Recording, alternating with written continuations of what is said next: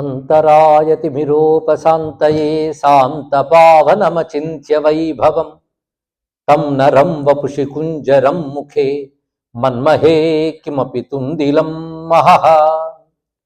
శరణం కరవాణి శర్మదం తే చరణం వాణి చరాచరోపజీవ్యం కరుణామసృణైః కటాక్షపాతైః కురు మాం అంబ కృతార్థసార్థవాహం. శారదా శారదాంభోజవదనావదనాంబుజే సర్వదా సర్వదాస్మాకం సన్నిధి సన్నిధిం క్రియాత్. విమలపటీ కమలపుటీ పుస్తక రుద్రాక్షసస్తహస్తపుటీ కామాక్షి పక్ష్మలాక్షి కలిత విపంచీ విభాసి వైరించి వాగర్థావివ సంపృక్తౌ వాగర్థ ప్రతిపత్తయే జగతః పితరౌ వందే పార్వతీ పరమేశ్వరౌ. గురవే సర్వలోకానాం భిషజే భవరోగిణాం నిధయే సర్వవిద్యానాం దక్షిణామూర్తయే నమః. నారాయణ సమారంభాం వ్యాస శంకర మధ్యమాం అస్మదాచార్య పర్యంతాం వందే గురు పరంపరాం. శివాయ గురవే నమః. శివాయ గురవే నమః. శివాయ గురవే నమః. శ్రీమాత్రే నమః. శ్రీమాత్రే నమః. శ్రీమాత్రే నమః. శ్రీ విష్ణు రూపాయ నమః శివాయ. శ్రీ విష్ణు రూపాయ నమః శివాయ. శ్రీ విష్ణు రూపాయ నమః శివాయ. నమో మహద్భ్యో ఋషిభ్యో గురుభ్యో నమః. ఈ పవిత్రమైన ఆలయ ప్రాంగణంలో వెలసి అనుగ్రహిస్తున్న దేవీ దేవతలందరికీ నమస్కరిస్తూ, దీన్ని ఎంతో చక్కగా నిర్వహిస్తూ అనేక మంది పండితుల్ని, విద్వాంసుల్ని, సహృదయుల్ని, భక్తుల్ని కూడా కలబోసి నడుపుతున్నటువంటి మా రఘుశర్మ గారికి ప్రత్యేకమైనటువంటి అభినందనలు. అంతేకాకుండా విద్వాంసులైనటువంటి వారి సోదరులు ఇక్కడ ఉన్నారు, పండితులు. అంతేకాదు న్యూజెర్సీ ఆత్మీయులందరూ చాలామంది ఇక్కడికి విచ్చేశారు. అమెరికా ఈసారి మొత్తం ప్రవచన కార్యక్రమంలో మొదటి ప్రవచనం ఇక్కడే ప్రారంభమవుతున్నది. ఏం చెప్పాలి అనుకున్నప్పుడు ఇక్కడ వారందరూ కోరుకున్న అంశమే వారే కోరుకున్నారు, శివాయ విష్ణు రూపాయ అని. అయితే శ్రీ విష్ణు రూపాయ నమశివాయ అనేటటువంటి ఒక మంత్రాన్ని ప్రవచనాలు ప్రారంభించిన దగ్గర నుంచి ప్రార్థనలో చెప్తూ అది హృదయం అని ప్రవచించడం జరుగుతూనే ఉన్నది. శ్రీ విష్ణు రూపాయ నమశివాయ అనే అంశం గురించి మాట్లాడడం చాలా ఆనందకరమైన అంశం. అయితే సాధారణంగా ఈ శబ్దం గురించి మాట్లాడితే శివాయ విష్ణు రూపాయ అని రాశారు. పూర్తి శ్లోకపాఠం మనకు తెలుసు. సంధ్యావందనం చేసుకునే వాళ్ళు సంధ్యాకాలాల్లో చెప్పుకుంటారు, శివాయ విష్ణు రూపాయ శివ రూపాయ విష్ణవే, శివస్య హృదయం విష్ణు విష్ణోశ్చ హృదయం శివ, యథాంతరం నపశ్యామి తథా మే స్వస్తిరాయుషి. ఈ మూడు వాక్యములు చాలా ప్రధానం. సాధారణంగా శివకేశవ భేదం చూపించే వాళ్ళ దగ్గరికి వెళ్తే, ఏమంటే మరి ఇలా ఉంది కదా సంధ్యావందనంలో, మరి మీరు భేదం ఎందుకు చూపిస్తారంటే అది ప్రక్షిప్తం చేశారండి అన్నాడు ఒక ఆయన. ప్రక్షిప్తం అంటే లేని తెచ్చిపెట్టడాన్ని ప్రక్షిప్తం అంటారు. ఎవరు తెచ్చిపెట్టారు అని ఆయన దబాయించాడు. వీడికి సమాధానం చెప్పాలని కూరుకున్నారు. అది ప్రక్షిప్తం అంటారు. వారెవరు? ఋషులు ఇచ్చినటువంటి పద్ధతిలో ఆ మంత్రం ఎక్కడి నుంచి వచ్చిందో పరిశీలించాలి కదా. పోనీ ప్రక్షిప్తమే అనుకుందాం, ప్రక్షిప్తం చేయవలసినంత అవసరం అప్పుడు ఎందుకు వచ్చింది కూడా ఆలోచించాలి కదా. అంటే శివ విష్ణు ద్వేషాలతో ఉన్నటువంటి వారిలో ఆ దుర్బుద్ధి పోగొట్టడం కోసం ఎవరో పండితులు కలిపి రాశారు అని ఒప్పుకుంటే భేదం చూపించిన దుర్బుద్ధి అని ఒప్పుకున్నట్టే కదా. కనుక ప్రక్షిప్తమైనా చాలు, చాలా గొప్ప మంత్రమే తెలుసుకోవాలి. కానీ ముందు మనం గ్రహించవలసింది ప్రక్షిప్తం కాదు, అది పరంపరాగతమైనటువంటి ఒక మంత్రం. ఎక్కడుంది అది? అది ముందు తెలియాలి. సోర్స్ ఆఫ్ దట్ మంత్ర, ఆ మంత్రం ఎక్కడి నుంచి వచ్చింది అంటే యజుర్వేదీయమైన స్కందోపనిషత్తులో ఆ మంత్రం ఉంది. అది స్కందోపనిషత్తు అని ఒక ఉపనిషత్తు ఉంది. అది అద్భుతమైన విషయాన్ని చెప్తుంది. అందులోనే అభేద దర్శనం జ్ఞానం అనే మాట కూడా అందులో కనబడుతుంది.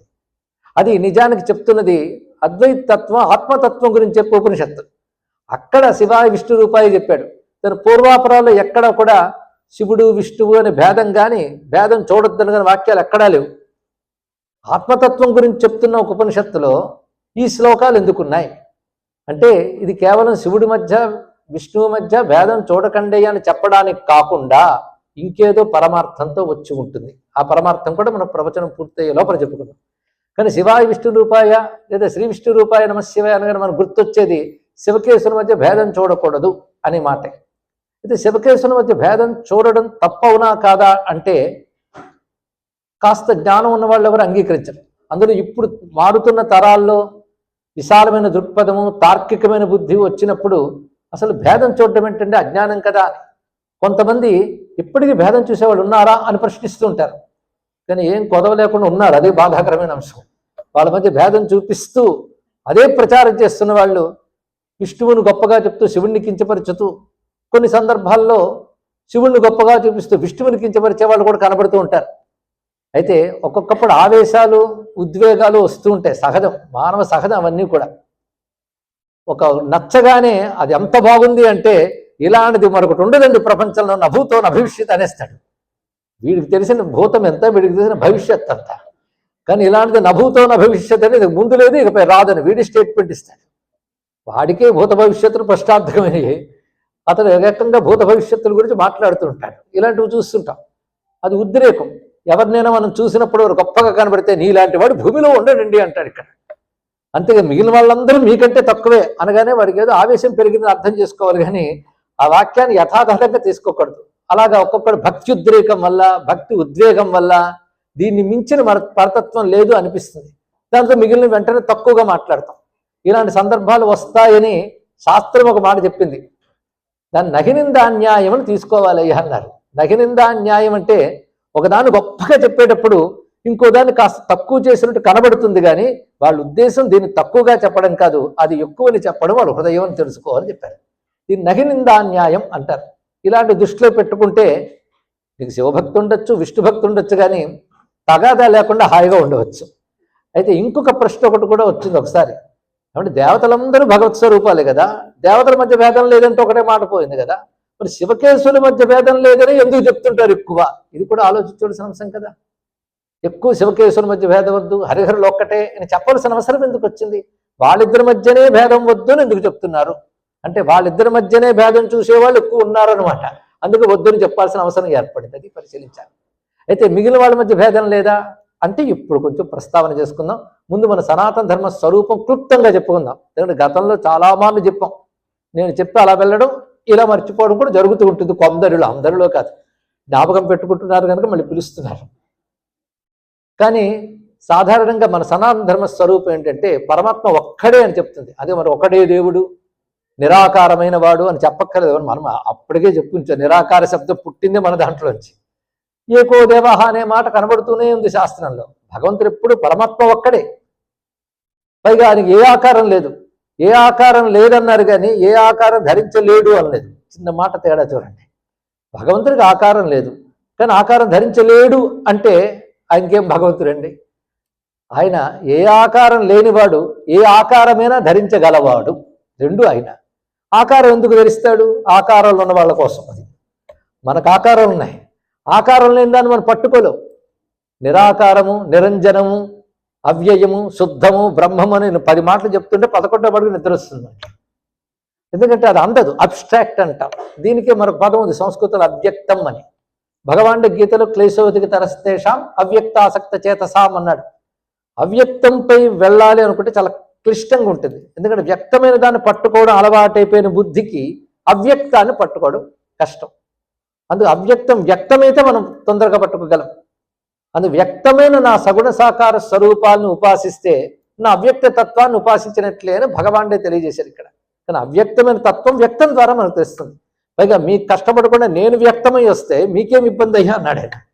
భగవానుడు తను వ్యక్తపరుచుకున్నాడు. నిజానికి భగవంతుడికి ఏ నామం లేదు, ఏ రూపం లేదు.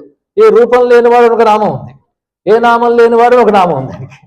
అంటే నామరూపాలు లేనివాడే, కానీ నామరూపాలు ఎందుకు స్వీకరించాడు అంటే భక్తానుగ్రహార్థం, భక్తులను అనుగ్రహించడం కోసం. అందుకే మన ప్రసిద్ధి చెందిన వాక్యం ఉంది, ఉపాసకానాం కార్యార్థం బ్రహ్మణో రూపకల్పన అని.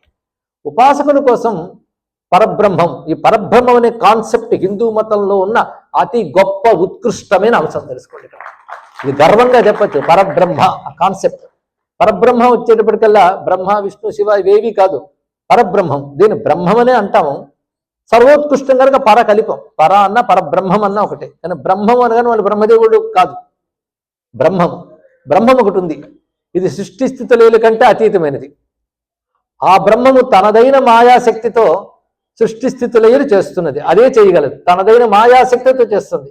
అప్పుడు బ్రహ్మమునికి మరొక పేరు వస్తుంది, పరమేశ్వరుడు అని. కనుక పరబ్రహ్మము పరమేశ్వరుడిని పేరు ఎప్పుడు తీసుకుందంటే సృష్టి స్థితులయ్యలు చేసేటప్పుడు. అలా తీసుకున్నప్పుడు ఇన్ని పనులు చేయాలంటే ఒక్క రూపంతో జరుగుతుందా? ఒక పనికో భావం ఉంటుంది, భావానికో రూపం ఉంటుంది. సృష్టి స్థితి లయ అని 3 పనులు ఉన్నాయి, విశ్వంలోనే జరుగుతున్నాయి. 3 చేసేదాన్ని బ్రహ్మం అంటారు నిర్వచనం ఉంది. ముందు తెలుసుకోండి, ఇది బాగా ముఖ్యమైన అంశం ఇక్కడ. పరబ్రహ్మం అంటే ఏమిటి అంటే సృష్టి స్థితి లయలు ఎవరు చేస్తున్నారో వాటి పరబ్రహ్మం అన్నారు, లేదా వాడిని పరమేశ్వరుడు అన్నారు. మనం ప్రసిద్ధి చెందిన పద్యంలోనే ఉంది భావం, ఎవ్వని చేజనించి జగం ఎవ్వని లోపల ఉండి లీనమై ఎవ్వని యందుడిందు పరమేశ్వరుడు ఎవ్వడు, అక్కడే ఉంది. అంటే సృష్టి స్థితి లయ ఎవరు చేస్తున్నారో ఆ పరమేశ్వరుడు నమస్కారం అన్నాడు గజేంద్రుడు. అంటే ఇందులో సృష్టి స్థితి లయ 3 ఉన్నప్పుడు మనకు గుర్తు రావాల్సిన వాళ్ళు 3 ఎవరండి? బ్రహ్మ విష్ణు రుద్రుడు. ఇందులో ఒకడికి నమస్కారం అనలేదు, ఈ 3 ఎవరో వాడికి నమస్కారం అన్నాడు. ఆ పద్యం సరిగ్గా అర్థం చేసుకోగలగాలి మనం. పద్యం నోటుకొచ్చు, ఆలోచించవచ్చింది, అది బాధ. కనుక 3 ఎవడో వాడికి నమస్కారం అంటే 3 ఒక్కడే అని ఇక్కడ స్పష్టమవుతుంది కదా. అంటే ఒకడే 3 అయ్యాడు. ఒక్కడి ఎరుకు కలిగితే ఇందులో ఎవరిని మనం పలుకుతున్నాం, ఒక్కడినే చెప్తున్నామని స్పష్టమైపోతుంది. అది బ్రహ్మము అనే కాన్సెప్ట్ ముందు తెలుసుకుంటే ఆ బ్రహ్మమే ఈ లోకానుగ్రహార్థం లేదా లోక నిర్వహణార్థం బహురూపములు స్వీకరించాడు. బ్రహ్మము స్వీకరించిన రూపములనే దేవతలు అంటారు. ఈ దేవతల్లో మళ్ళీ భేదములు ఉన్నాయి. ఇంద్రాది దిక్పాలకులు, ఇంకేమిటి చాలా ఉన్నారు, వసువులు, రుద్రులు, ఆదిత్యులు, ఈ దేవతలు అనేక మంది ఉన్నారు. ఎక్కడ? హిందూ మతంలో కాదు, విశ్వంలో. తెలుసుకోండి, ఆ దేవతలు ఉన్నారు, విశ్వాన్ని అడుగుతున్నారు. అందుకే సాధారణంగా మాట చెప్తూ ఉంటాం, హిందువులకి దేవతలు ఎక్కువ ఉన్నారు అనకూడదు, దేవతలు ఉన్నారు, హిందువులు తెలుసుకున్నారు అని చెప్పి అది గుర్తు తెచ్చుకుంటే చాలు. ఇప్పుడు చెప్పిన మాట కూడా గుర్తు తెచ్చుకోవాలి ఈ సమయంలో. ఈ దేవతా భేదముల్లో ఇంద్రాది దేవతలు, రకరకాల యజ్ఞాల్లో వాళ్ళలో మనం ఆరాధించే దేవతలు చాలామంది ఉన్నారు. అయితే ప్రధానంగా వీళ్ళందరికీ మూలమైన 3 ఉన్నారు. వీళ్ళని మహేశ్వరులు అంటారు. మహేశ్వరులు అని పేరు వాళ్ళకి వచ్చింది. వాళ్ళు ఎవరంటే బ్రహ్మ విష్ణు రుద్రులు. వారి తర్వాత మిగిలిన వాళ్ళందరూ కూడా చెప్పబడుతూ ఉంటారు. అందుకే వాళ్ళందరూ దేవతలు, వీళ్ళు దేవదేవులు. కానీ వీళ్ళు 3 ప్రధానం. అంటే మిగిలిన దేవతలందరూ కూడా వారిని అనుసరిస్తుంటారు. వీళ్ళందరిలో ఉన్న శక్తి మాత్రం ఒకటే, పరమాత్మ. ఈ రహస్యం సత్యం మనకు చెప్పడం కోసం శాస్త్రములు అన్ని విధాలుగా ప్రయత్నించాయి. కానీ బుద్ధిలో అవివేకం ఉంటే ఆ ఏకత్వం తెలియట్లేదు. భగవానుడు గీతలో చెప్పాడు, అనేకత్వంలో ఏకముగా ఉన్నదాన్ని తెలుసుకోవడమే ఉత్తమ జ్ఞానం నాయన అన్నాడు. అవిభక్తం విభక్తేషు తజ్ఞానం విద్ధి సాత్వికం. విడివిడిగా కనిపిస్తున్న వాటిలో ఏకముగా ఉన్నది ఒకటి ఉంది, అది తెలుసుకునేది నిజమైన జ్ఞానం, అది సాత్విక జ్ఞానం అన్నాడు. భేదాన్ని చూడడం రాజస జ్ఞానం, ఏది చూడలేకపోవడం తామసమే, దాని జ్ఞానం అనరు. ఏది తెలుగు జ్ఞానం ఎలా అవుతుంది? కానీ జ్ఞానం అనుకుంటాడు, అది ఉచిత భ్రాంతి అక్కడ. సరే, మొత్తానికి ఇందులో ఉత్కృష్టమేది సాత్వికమా రాజసమా తామసమా? చెప్పండి. ఇంతమందిలో ఎంతమందేనా వింటున్నారని గ్యారంటీ నాకు రావాలి కదా. కానీ ఉత్కృష్టమేది సాత్విక జ్ఞానం, విడివిడిగా ఉన్న వాటిలో ఏకంగా ఉన్నదాన్ని పట్టుకోవాలన్నాడు ఇక్కడ. ఆ భావం సూత్రం పట్టుకోవాలి. ఏ దేవత మీదైనా ఇష్టం ఏర్పడచ్చు. ఇష్టం ఏర్పడడానికి కూడా పూర్వజన్మ సంస్కారం బట్టి. ఒక ఆయన తన జాతకం చూపించుకుంటే ఒక ప్రసిద్ధ జ్యోతిష శాస్త్రవేత్త చూసి, మీ ఇష్టదేమో విష్ణు అండి అన్నాడు. జాతకం బట్టి చెప్పచ్చా అంటే గ్రహస్థానాలు బట్టి వాడికి ఇష్టదేవత కూడా నిర్ణయించవచ్చు, అంత శాస్త్రం ఉంది మనకి ఇక్కడ. అంటే వాడికి జీవలక్షణం బట్టి ఒక్కొక్కరిపై ఇష్టం ఏర్పడుతుంది. ఆ జాతక గ్రహస్థానం బట్టి ఇప్పుడు శివుడి ఇష్టదేవం, ఇప్పుడు రాముడి ఇష్టదేవం, కృష్ణుడి ఇష్టదేవం, ఇలా ఏర్పడతాయి. అంతేకాదు, ఇవన్నీ కూడా ఒకే భగవంతుడు మన కోసం స్వీకరించిన రూపములు. ఇందులో ఇందాక చెప్పిన ఇంద్రాది దేవతలు ఒక వరస అయితే, ఉపాస్య దేవతలు మరొకరున్నారు. ఉపాస్య దేవతలు అంటే ఆ దేవతను మనం ఉపాసన చేసి ఆరాధన చేసి సిద్ధి పొందేది.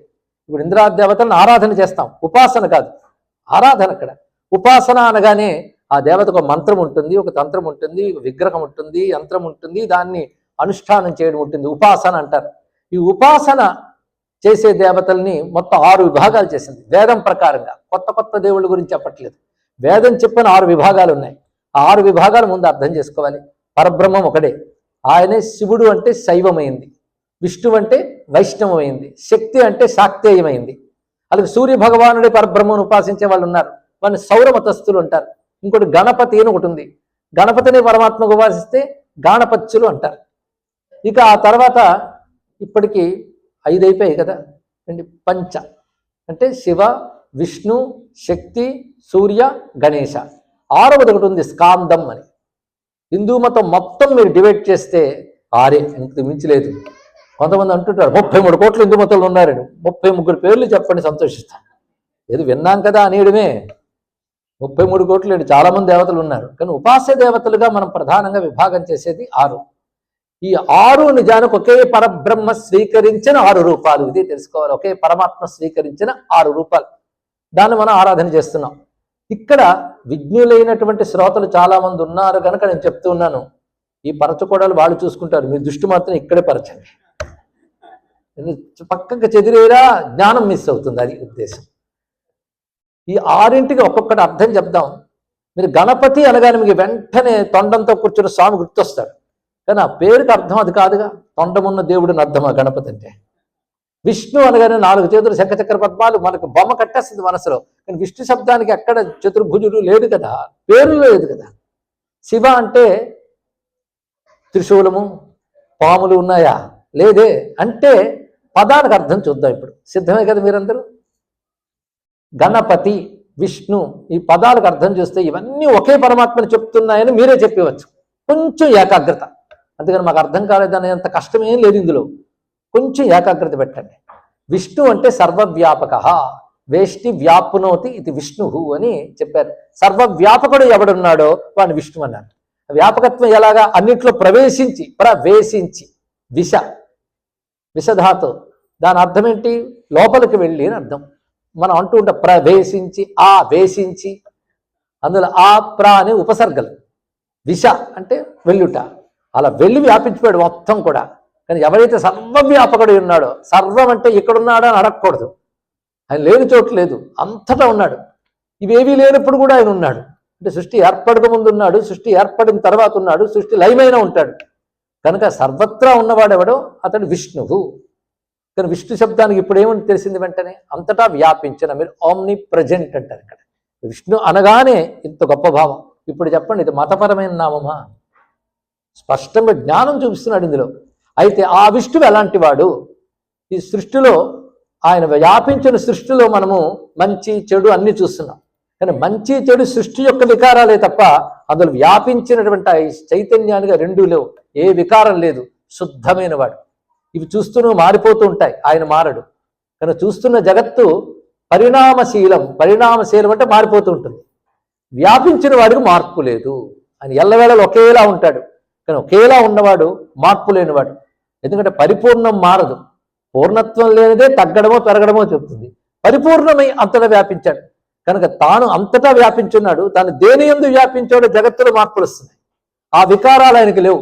ఆ వికారాలు లేనివాడిని శుద్ధమైన వాడు అంటారు. శుద్ధమైన వాడు కాదు, ఆయనకి అమంగళాలు కూడా లేవు. పరిపూర్ణుడు, శుద్ధమైన వాడు, మంగళస్వరూపుడు, క్షేమస్వరూపుడు. ఇన్నిటికి కలిపి ఒక్క మాటలో చెప్పండి. మాకు ఇన్ని ఒక మాటలో రావాలి. శుద్ధమైన వాడు, శాంతమైన వాడు, పరిపూర్ణుడు, మంగళస్వరూపుడు, అన్నిటికీ ఒకటే మాట శివ. ఇది శివ శబ్దం. ఇప్పుడు శివ అనే మాటకు అర్థం చేస్తే వెంటనే జటాజోటధారి ఇవన్నీ గుర్తు తెచ్చేసుకోకూడదు. శివశబ్దానికి అర్థం. ఇప్పుడు నువ్వు పరమాత్మని అర్థం చేసుకుంటే ఆయనే విష్ణువుని ఒప్పుకున్నారు కదా. ఆయన శుభుడు, శుభస్వరూపుడు ఒప్పుకున్నాం కదా. శివ అంటే అంతటా వ్యాపించిన వాడెవడో వాడు శుభస్వరూపుడు. ఎవడు శుభస్వరూపుడో వాడే అంతటా వ్యాపించాడు. నేను ఒక మాట అటు ఇటు తిప్పగానే అయ్యమయం వచ్చింది కానీ స్పష్టంగా చెప్పాను అనుకుంటున్నాను. స్పష్టత ఉందా? ఎవడు శుభమై శుద్ధమై ఉన్నాడో ఆయనే అంతటా వ్యాపించాడు. ఎవడు అంతటా వ్యాపించున్నాడో అతడు శుద్ధమై శుభమై ఉన్నాడు. ఇప్పుడు ఈ మాటలు తిప్పామే, అదే తిప్పండి. ఎవడు ఎంతటా వ్యాపించి ఉన్నాడో వాడు శుద్ధమైన వాడు. అది విష్ణు రూపాయ నమశివాయ. ఎవడు శుభమైన వాడు వాడు వ్యాపించాడు. అది శివాయ విష్ణు రూపాయ. ఇది దీని యొక్క భావం అండి. స్పష్టంగా తెలిసిపోయింది కదా. వేదము ఈ అర్థంతో చెప్పిందే తప్ప శివుడు కేశవుడు మధ్య భేదం చూడకండి అని వేదం చెప్పలేదు. ఎందుకంటే అజ్ఞాని అభిప్రాయం గురించి వేదం ఎందుకు సమాధానం చెప్తుంది, ఇది తెలుసుకోవాలి. వేదం చెప్పే సత్యం అంత గొప్పగా ఉంటుంది. ఇక్కడ శివుడి విషయంలో కేసుడు విషయంలో వేదం చూపించకండి అయ్యా, వేదం చెప్పదు, మాలని వాడిని చెప్తాం. ఎందుకంటే వేదం చెప్పింది శాశ్వత సత్యాన్ని చెప్తుంది. కానీ వేదంలో వాక్యం ఇప్పుడు మనం చెప్తుంది శివాయ విష్ణు రూపాయ శివ రూపాయ విష్ణవే. ఈ వేదం ఉద్దేశం ఏంటంటే ఏది సమస్త జగత్తు నువ్వు చూస్తున్నావో దీనిలో వ్యాపించిపోయి ఉన్నవాడు శుద్ధమైన బ్రహ్మము. ఎందుకంటే శివశబ్దానికి వేదం ప్రకారం నిస్త్రయగుణ్యే శివ అని ఒక మాట చెప్పారు. ఇది వేదాంతపరంగా, ఎందుకంటే వేదాంతంలో వాక్యం అన్నాం కదా, ఇక్కడ వేదాంతమే. నిస్త్రయగుణ్యే శివ అన్నారు. ఏది త్రిగుణ అతీత తత్వమో దాన్ని శివమనాలి అన్నారు. ఇక్కడ త్రిగుణాలు 3 ఉంటాయి, సత్వరజస్తమో గుణాలు తెలిసినవే. జగత్తంతా ఉంటుంది, విశ్వమంతా త్రిగుణాత్మకమే. త్రిగుణాత్మకమైన జగత్తు ఏదైతుందో వ్యాపించిన త్రిగుణాత్మక శక్తిగా మాయా అని పేరు. అందరూ మాయాబద్ధులమే. సత్వరజస్తమో గుణాలు అందరిలో ఉంటాయి, ఒక్కొక్కప్పుడు ఒక్కొక్క గుణం ఉద్బుద్ధం అవుతూ ఉంటుంది తప్ప అందరిలో ఉండేవి. ఇక్కడ త్రిగుణాలను నిర్వహిస్తూ భగవంతుడు ఉంటాడు, త్రిగుణాలకు అతీతంగా ఉంటాడు. త్రిగుణాలకు అతీతమైన వాడు శుద్ధమైన వాడిని శివ అనాలి. కానీ ఎవడు త్రిగుణ అతీతుడో వాడే త్రిగుణాత్మకమైన జగత్తులో వ్యాపించాడు. కానీ సత్వరజస్తమో గుణాత్మకమైన జగత్తు నడుస్తోంది అంటే ఏ శక్తి ఉండడం వల్ల నడుస్తోంది? అనేక రకాల విద్యుత్ పరికరాలు పెట్టుకున్న విద్యుత్ శక్తి ప్రవేశిస్తేనే పరికరాలు పనిచేస్తున్నాయి. అలాగే త్రిగుణాత్మకమైన జగత్తు, మొత్తం జగత్తుని 3గానే చెప్పాలి. సత్వ రజస్తమో గుణాలు ఈ విడివిడిగా ఉండవు, కలిసిపోయి ఉంటాయి ప్రతి వాటిలో. జగత్తంతా త్రిగుణాత్మకమే. ఈ త్రిగుణాత్మకమైన శక్తికి పేరు మాయ. దైవీ ఏషా గుణమయి మమ మాయా దురత్యయ అన్నాడు గీతలోనే. అది మహామాయ, అది త్రిగుణాత్మక శక్తి. ఆ త్రిగుణాత్మక శక్తిమంతం ఎప్పుడవుతుంది? పరమాత్మ వల్ల, ఆయన వల్ల. ఆయన త్రిగుణాత్మక జగత్తుని దానిలో ప్రవేశించి నడుపుతాడు, కానీ ఆయన దానికి అతీతంగా ఉంటాడు. అది గొప్ప విషయం. అంటే ఎవడు అతీతంగా ఉన్నాడో వాడే నువ్వు చూస్తున్న త్రిగుణాత్మక జగత్తులో వ్యాపించున్నాడని తెలుసుకో. అతీతమే కానీ ఆయన ఇక్కడ లేకపోలేదు. ఎవడు బియాండ్ ద యూనివర్స్ అతను బిలాంగ్స్ టు ది యూనివర్స్ కూడా. ఆయన దీనిలో వ్యాపించిపోయినాడు, విశ్వంలో ప్రత్యణువు. ఇంత వ్యాపించిపోయినా వీడికి అంటట్లేదు, అది గొప్ప విషయం అన్నాడు. ఇక్కడ ఇంత త్రిగుణాత్మక జగత్తంతా తానే ఉన్నా దీనికి అంటకుండా ఉన్నాడు. అందుకే అంటకుండా ఉన్నవాడిని నువ్వు తెలుసుకోవాలంటే ఈ త్రిగుణాలను పరిశీలిస్తూ సత్వగుణంలోకి ఆయన తెలుసుకునే ప్రయత్నం చేయి. ఇది వేదాంతం చెప్తూ ఆ ఉద్దేశంతో చెప్పింది. కనుక ఏది నువ్వు చూస్తున్నావో జగత్తంతా వ్యాపించిపోయిన వాడు అతీతమైన శుద్ధమైన బ్రహ్మమే సుమా అని మనకు వేదాంతం చెప్పదలుచుకుంది. అంటే ఆ పరమాత్మకి ఈ జగత్తుకి భేదం చూడకు. ఎందుకంటే దీని యొక్క ఆంతర్యమంతా పరమాత్మయే. కానీ పరమాత్మ దీనికి ఆంతర్యముగా ఉన్నటువంటి వాడు, అది గ్రహించు. ఈ రెండిటికి భేదం చూడనంత వరకే నీ ఆయుష్ నీ శుభము ఉంటాయి సుమా అని వేదం చెప్తుంది. యథాంతర నపశ్యామి తథా మే స్వస్తి రాయుషి. ఎంతవరకు భేదం చూడకుండా ఉంటానో అంతవరకు నాకు స్వస్తి ఆయుషి, నా ఆయుష్ నందు స్వస్తి ఉండుగాక. ఇది అర్థం. అంటే సంధ్యావందనం చేసే వాళ్ళకి వాళ్ళ అర్థం ఉంటుంది వాక్యం. కనుక నాకు ఆయువు క్షేమం సిద్ధించాలి అంటే శివ విష్ణు మధ్యనే భేదం చూడకూడదు. ముందే వేదాంతం ఉదయం చెప్పేశాం. శివ విష్ణు అంటే ఇద్దరు దేవతల మధ్య భేదం చూడకూడదు కాదయ్యా. ఏది వ్యాపించిపోయినదో అది బ్రహ్మము, ఆ బ్రహ్మమే ఇది వ్యాపించింది అనే భావం తెలుసుకో. అప్పుడు సర్వం బ్రహ్మమయం జగత్ అనే మాట తెలుస్తున్నది అని వేదాంతం చెప్పదలుచుకుంది. సరే, ఇప్పుడు శివ విష్ణు ఎలాగున్నా 2 పేర్లు రాగానే మరి 2 దేవతలు స్ఫురిస్తారు, ఏం చేస్తాం? అలాగే ఇంకా శివ విష్ణువుతో ఆపేశారు, మిగిలిన కూడా కొంచెం తెలుసుకుందాం. గణపతి. గణపతి అంటే అర్థం ఏమిటయ్యా అంటే గణము అంటే సమూహం, సమూహం అంటే జగత్తంతా సమూహమే. అవునా లేదా? ఎన్నో కలిస్తేనే ప్రపంచం, ఒకటి కాదు కదా. ఇన్ని అయిన జగత్తులో వ్యాపించిన వేరు భగవంతుడు మాత్రం ఒక్కడే. ఎక్కడున్నాడు వాడు? గణాలకు దూరంగా లేడు, గణాల్లో గుణాల్లో వ్యాపించిపోయాడు. గణాలన్నీ గుణాలతో ఉన్నవే. కానీ గుణమయమైన గణములలో నిర్వికారంగా ఎవడు వ్యాపించి ఉన్నాడు వాడు ఒక్కడే కదా. కానీ అనేకమైన జగత్తులో వ్యాపించిన ఏకమెవడు? గణ అంటే అనేకం, పతి అంటే ఏకం. కనుక అనేకమైన జగత్తులో ఏకమై వ్యాపించిన పోయిన వాడెవడు? వాడు గణపతి. చూసారా, నామానికి అర్థం తెలుసుకుంటుంటే ఏ హైట్స్కి వెళ్ళిపోతున్నాం మనం. అందుకే నామరూపాలు ఆగిపోతే మతం, అర్థం తెలుసుకుంటే తత్వం. అటు వెళ్ళాలి. కానీ మనం ఆగిపోతున్నాం మన కోరికలు తీర్చుకోవడానికి. గురువారం అయితే ఫలానా గుడి, శనివారం అయితే ఫలానా గుడి, శుక్రవారం అయితే ఫలానా గుడి, పిల్లాడు పుడితే పేరు పెట్టడానికి ఫలానా పురోహితుడు. ఇదే సనాతన ధర్మం అంటుకుంటున్నామే కానీ మన అధ్యయనం చేయడం కానీ ఆలోచించడం కానీ ఆ ధర్మంతో బ్రతకడం కానీ చేయట్లేదండి. ఇది బాధకరమైన అంశం. ఇక్కడ మన సనాతన ధర్మం చెందిన వాళ్ళు అనుకుంటున్నామే కానీ ఏదో రిచువల్స్ వచ్చినప్పుడు గుర్తుకొచ్చేది కదా సనాతన ధర్మం. ఆలోచించు, లేకపోతే అవతల వాడు అవహేళన పరుస్తూ కించపరుస్తూ కూవర్సలు చేస్తున్న సమాధానం చెప్పలేని స్థితిలో నేటి తరాన్ని ఉంచిన పెద్దవాళ్ళని ఏమనాలో చెప్పరండి ఇక్కడ. ఈ పరిస్థితులు మనం ఉన్నాం. మనకు తెలుసా విష్ణు శబ్దానికి అర్థం? ఎంతమందికి తెలుసు అండి హిందువులకి? గణపతి శబ్దానికి అర్థం ఏమిటి?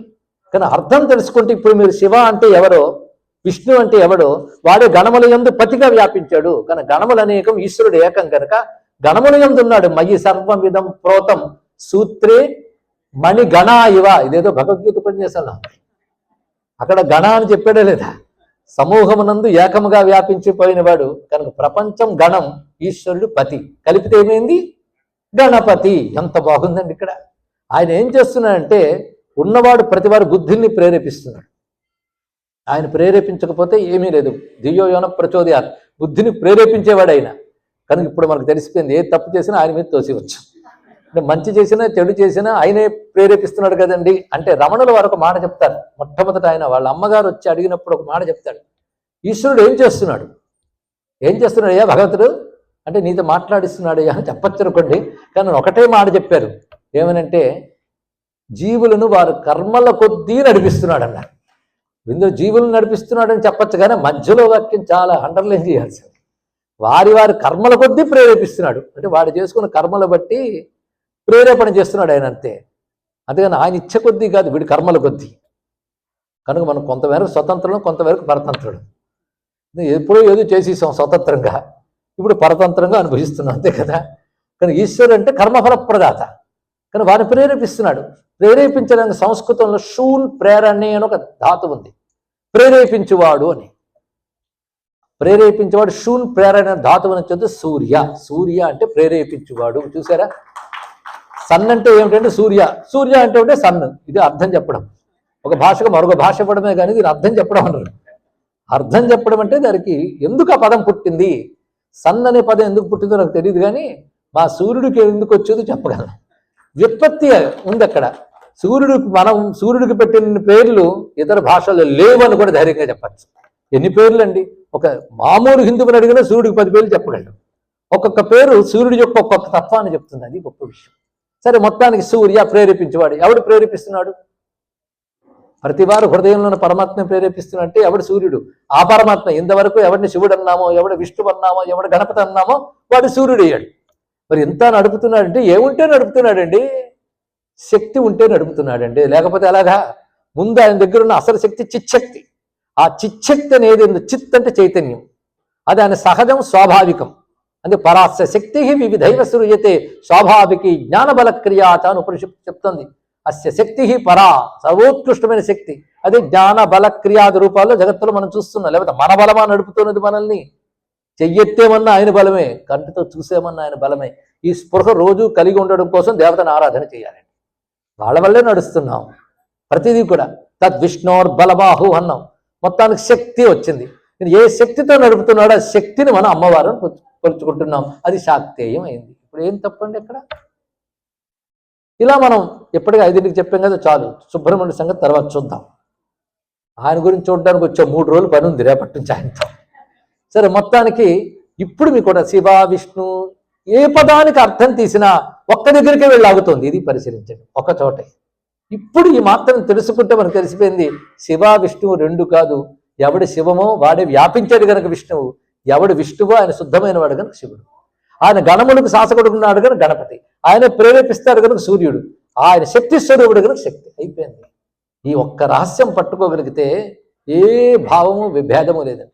ఇక నామరూపాలు అంటారా, ఉపాసకుల కోసం కల్పించబడ్డాయి. కల్పించబడ్డాయంటే మనం తయారు చేయలేదు. కొందరు కల్పించారండి. ఎవరు కల్పించారు? మన తాతగారు ముత్తాతగారు కల్పించలేదు. భగవద్ రూపం ఎలా వచ్చాయి కూడా చెప్పాలి కదా. నామరూపాలు మన ఊహలు కావు, నాట్ అవర్ ఇమాజినేషన్స్. అవి ఎలా వచ్చాయంటే దే ఆర్ మేనిఫెస్టేషన్స్. అవి పరమాత్మ తనను తాను వ్యక్తపరుచుకున్నాడు. అది ఎవరు చూశారు? ఆ చూసిన వారిని ఋషులు అంటారు. ఋషి దర్శనాత్. వాళ్ళు చూసి వర్ణించారు, అది చదివి మనం ధ్యానిస్తాం. అది తెలుసుకోండి. అది ఋషికి దర్శనం, మనకి ధ్యానం. ఋషులు దర్శనం చేశారు, ఇలా ఆరాధించండి అయ్యా ఈ రూపాన్ని. సౌలభ్యం కోసం ఆయన రూపాలు వివిధ విధాలుగా ఉన్నాయి. అది పట్టుకుని సౌలభ్యం కోసం ఇచ్చే వాటిని తీసుకుని మళ్ళీ అయోమయాలు పాలైతే ఇంకా దాని దౌర్భాగ్యం అంటారు తప్ప ఒకటి కాదు. అయితే వైష్ణవం అనగానే ఎవరిని ఆరాధిస్తాం? మళ్ళీ వైష్ణవంలో చతుర్భుజాలున్న శంఖచక్ర గదాధరి అని నారాయణ, ద్విభుజుడైన కృష్ణున, కోదండధారి అయిన రామునా, లేకపోతే హయగ్రీవ స్వామినా అంటే ఇవన్నీ వైష్ణవమేనండి అంటాం. మంచిదే. ఇందులో ఒకడికొక దాని మీద ఇష్టం ఏర్పడుతుంది. ఒక ఆయన అన్నాడు, రాముడు కనబడ్డట్టు ఆయనకి. రామ చాలా సంతోషం, కానీ ఒక పని చేయి, ధనస్సు బాణాలు పక్కన పెట్టి మురళి పట్టుకు అప్పుడు నీకు దండం పెడతాను అన్నాడు. అంటే ఆయనకు ఒక మాట తెలుసు, ఏంటని, ఇద్దరు ఒకటే అని తెలుసు, కానీ ఇష్టం మాత్రం ఎవరి మీద ఉంది? కృష్ణునిపై ఉంది. కానీ రాముడైనా కృష్ణ స్వరూపం లోపల ఉంది, కానీ రాముడిపై ప్రీతి కంటే కృష్ణ ప్రీతి ఎక్కువ ఉంది. ఇద్దరు రామకృష్ణని ఇద్దరిని ఆరాధించడం ఎలాగో శివ విష్ణువుని కూడా అలాగే చూడడం నేర్చుకోగలగాలి ఇక్కడ.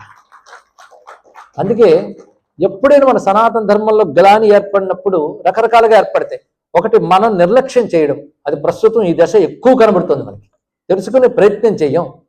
చెప్తారు రండయ్యా అంటే రిటైర్ అయ్యేది చూసుకుందాం అనే వాళ్ళు ఎక్కువ, లేదా 4 డక్కా ముక్కలు తిన్నాక అప్పుడు మఠం వేసుకుందాం అనుకునే వాళ్ళు ఎక్కువ.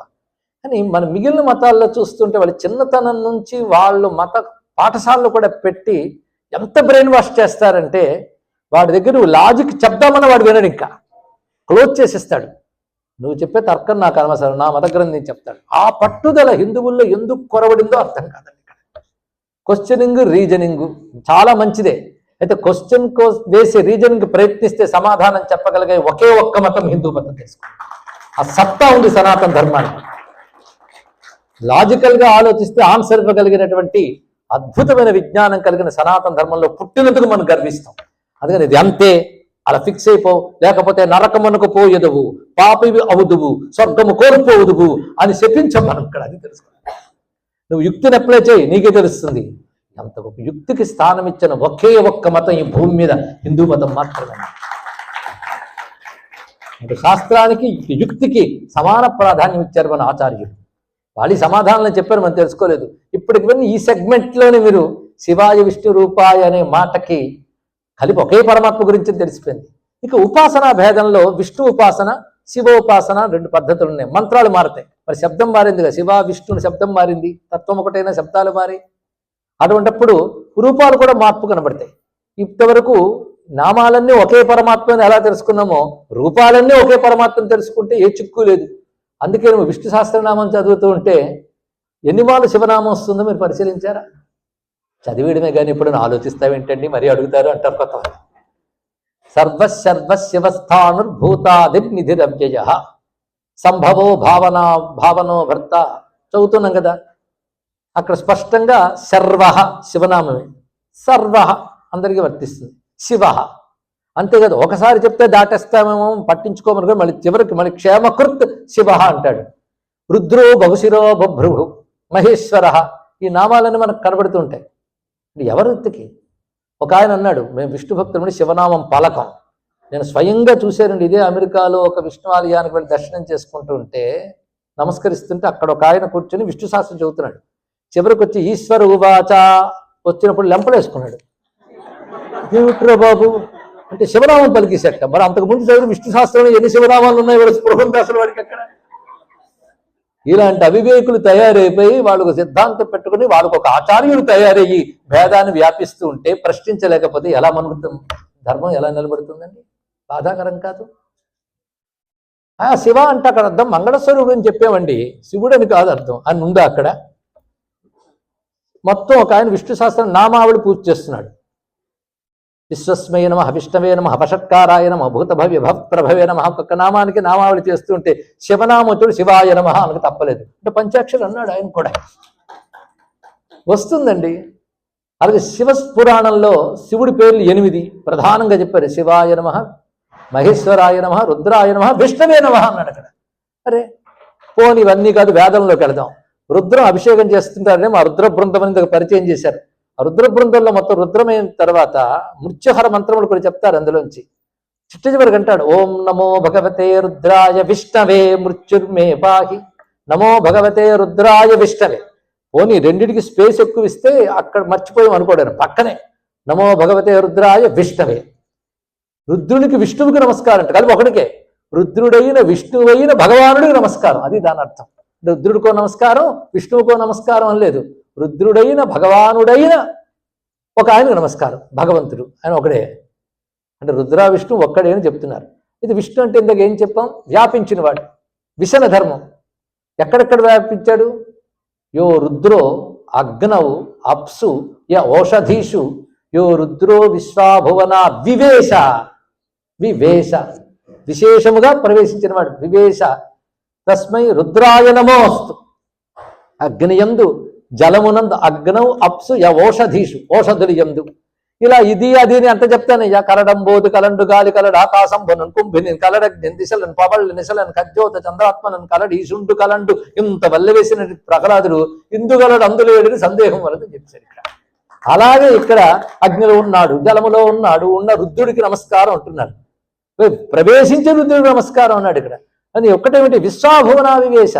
సమస్తమునందు ఎవడు వ్యాపించి ఉన్నాడో ఆ రుద్రుడికి నమస్కారం. వ్యాపించి ఉన్నాడు అంటే విష్ణువేగా కనుక నమో రుద్రాయ విష్ణవే అని వేదమే చెప్పింది, స్పష్టంగా వేదం చెప్పింది. కానీ వేదం దృష్టిలో విష్ణువుకి కొన్ని మంత్రాలు, శివుడికి కొన్ని మంత్రాలు లేవండి.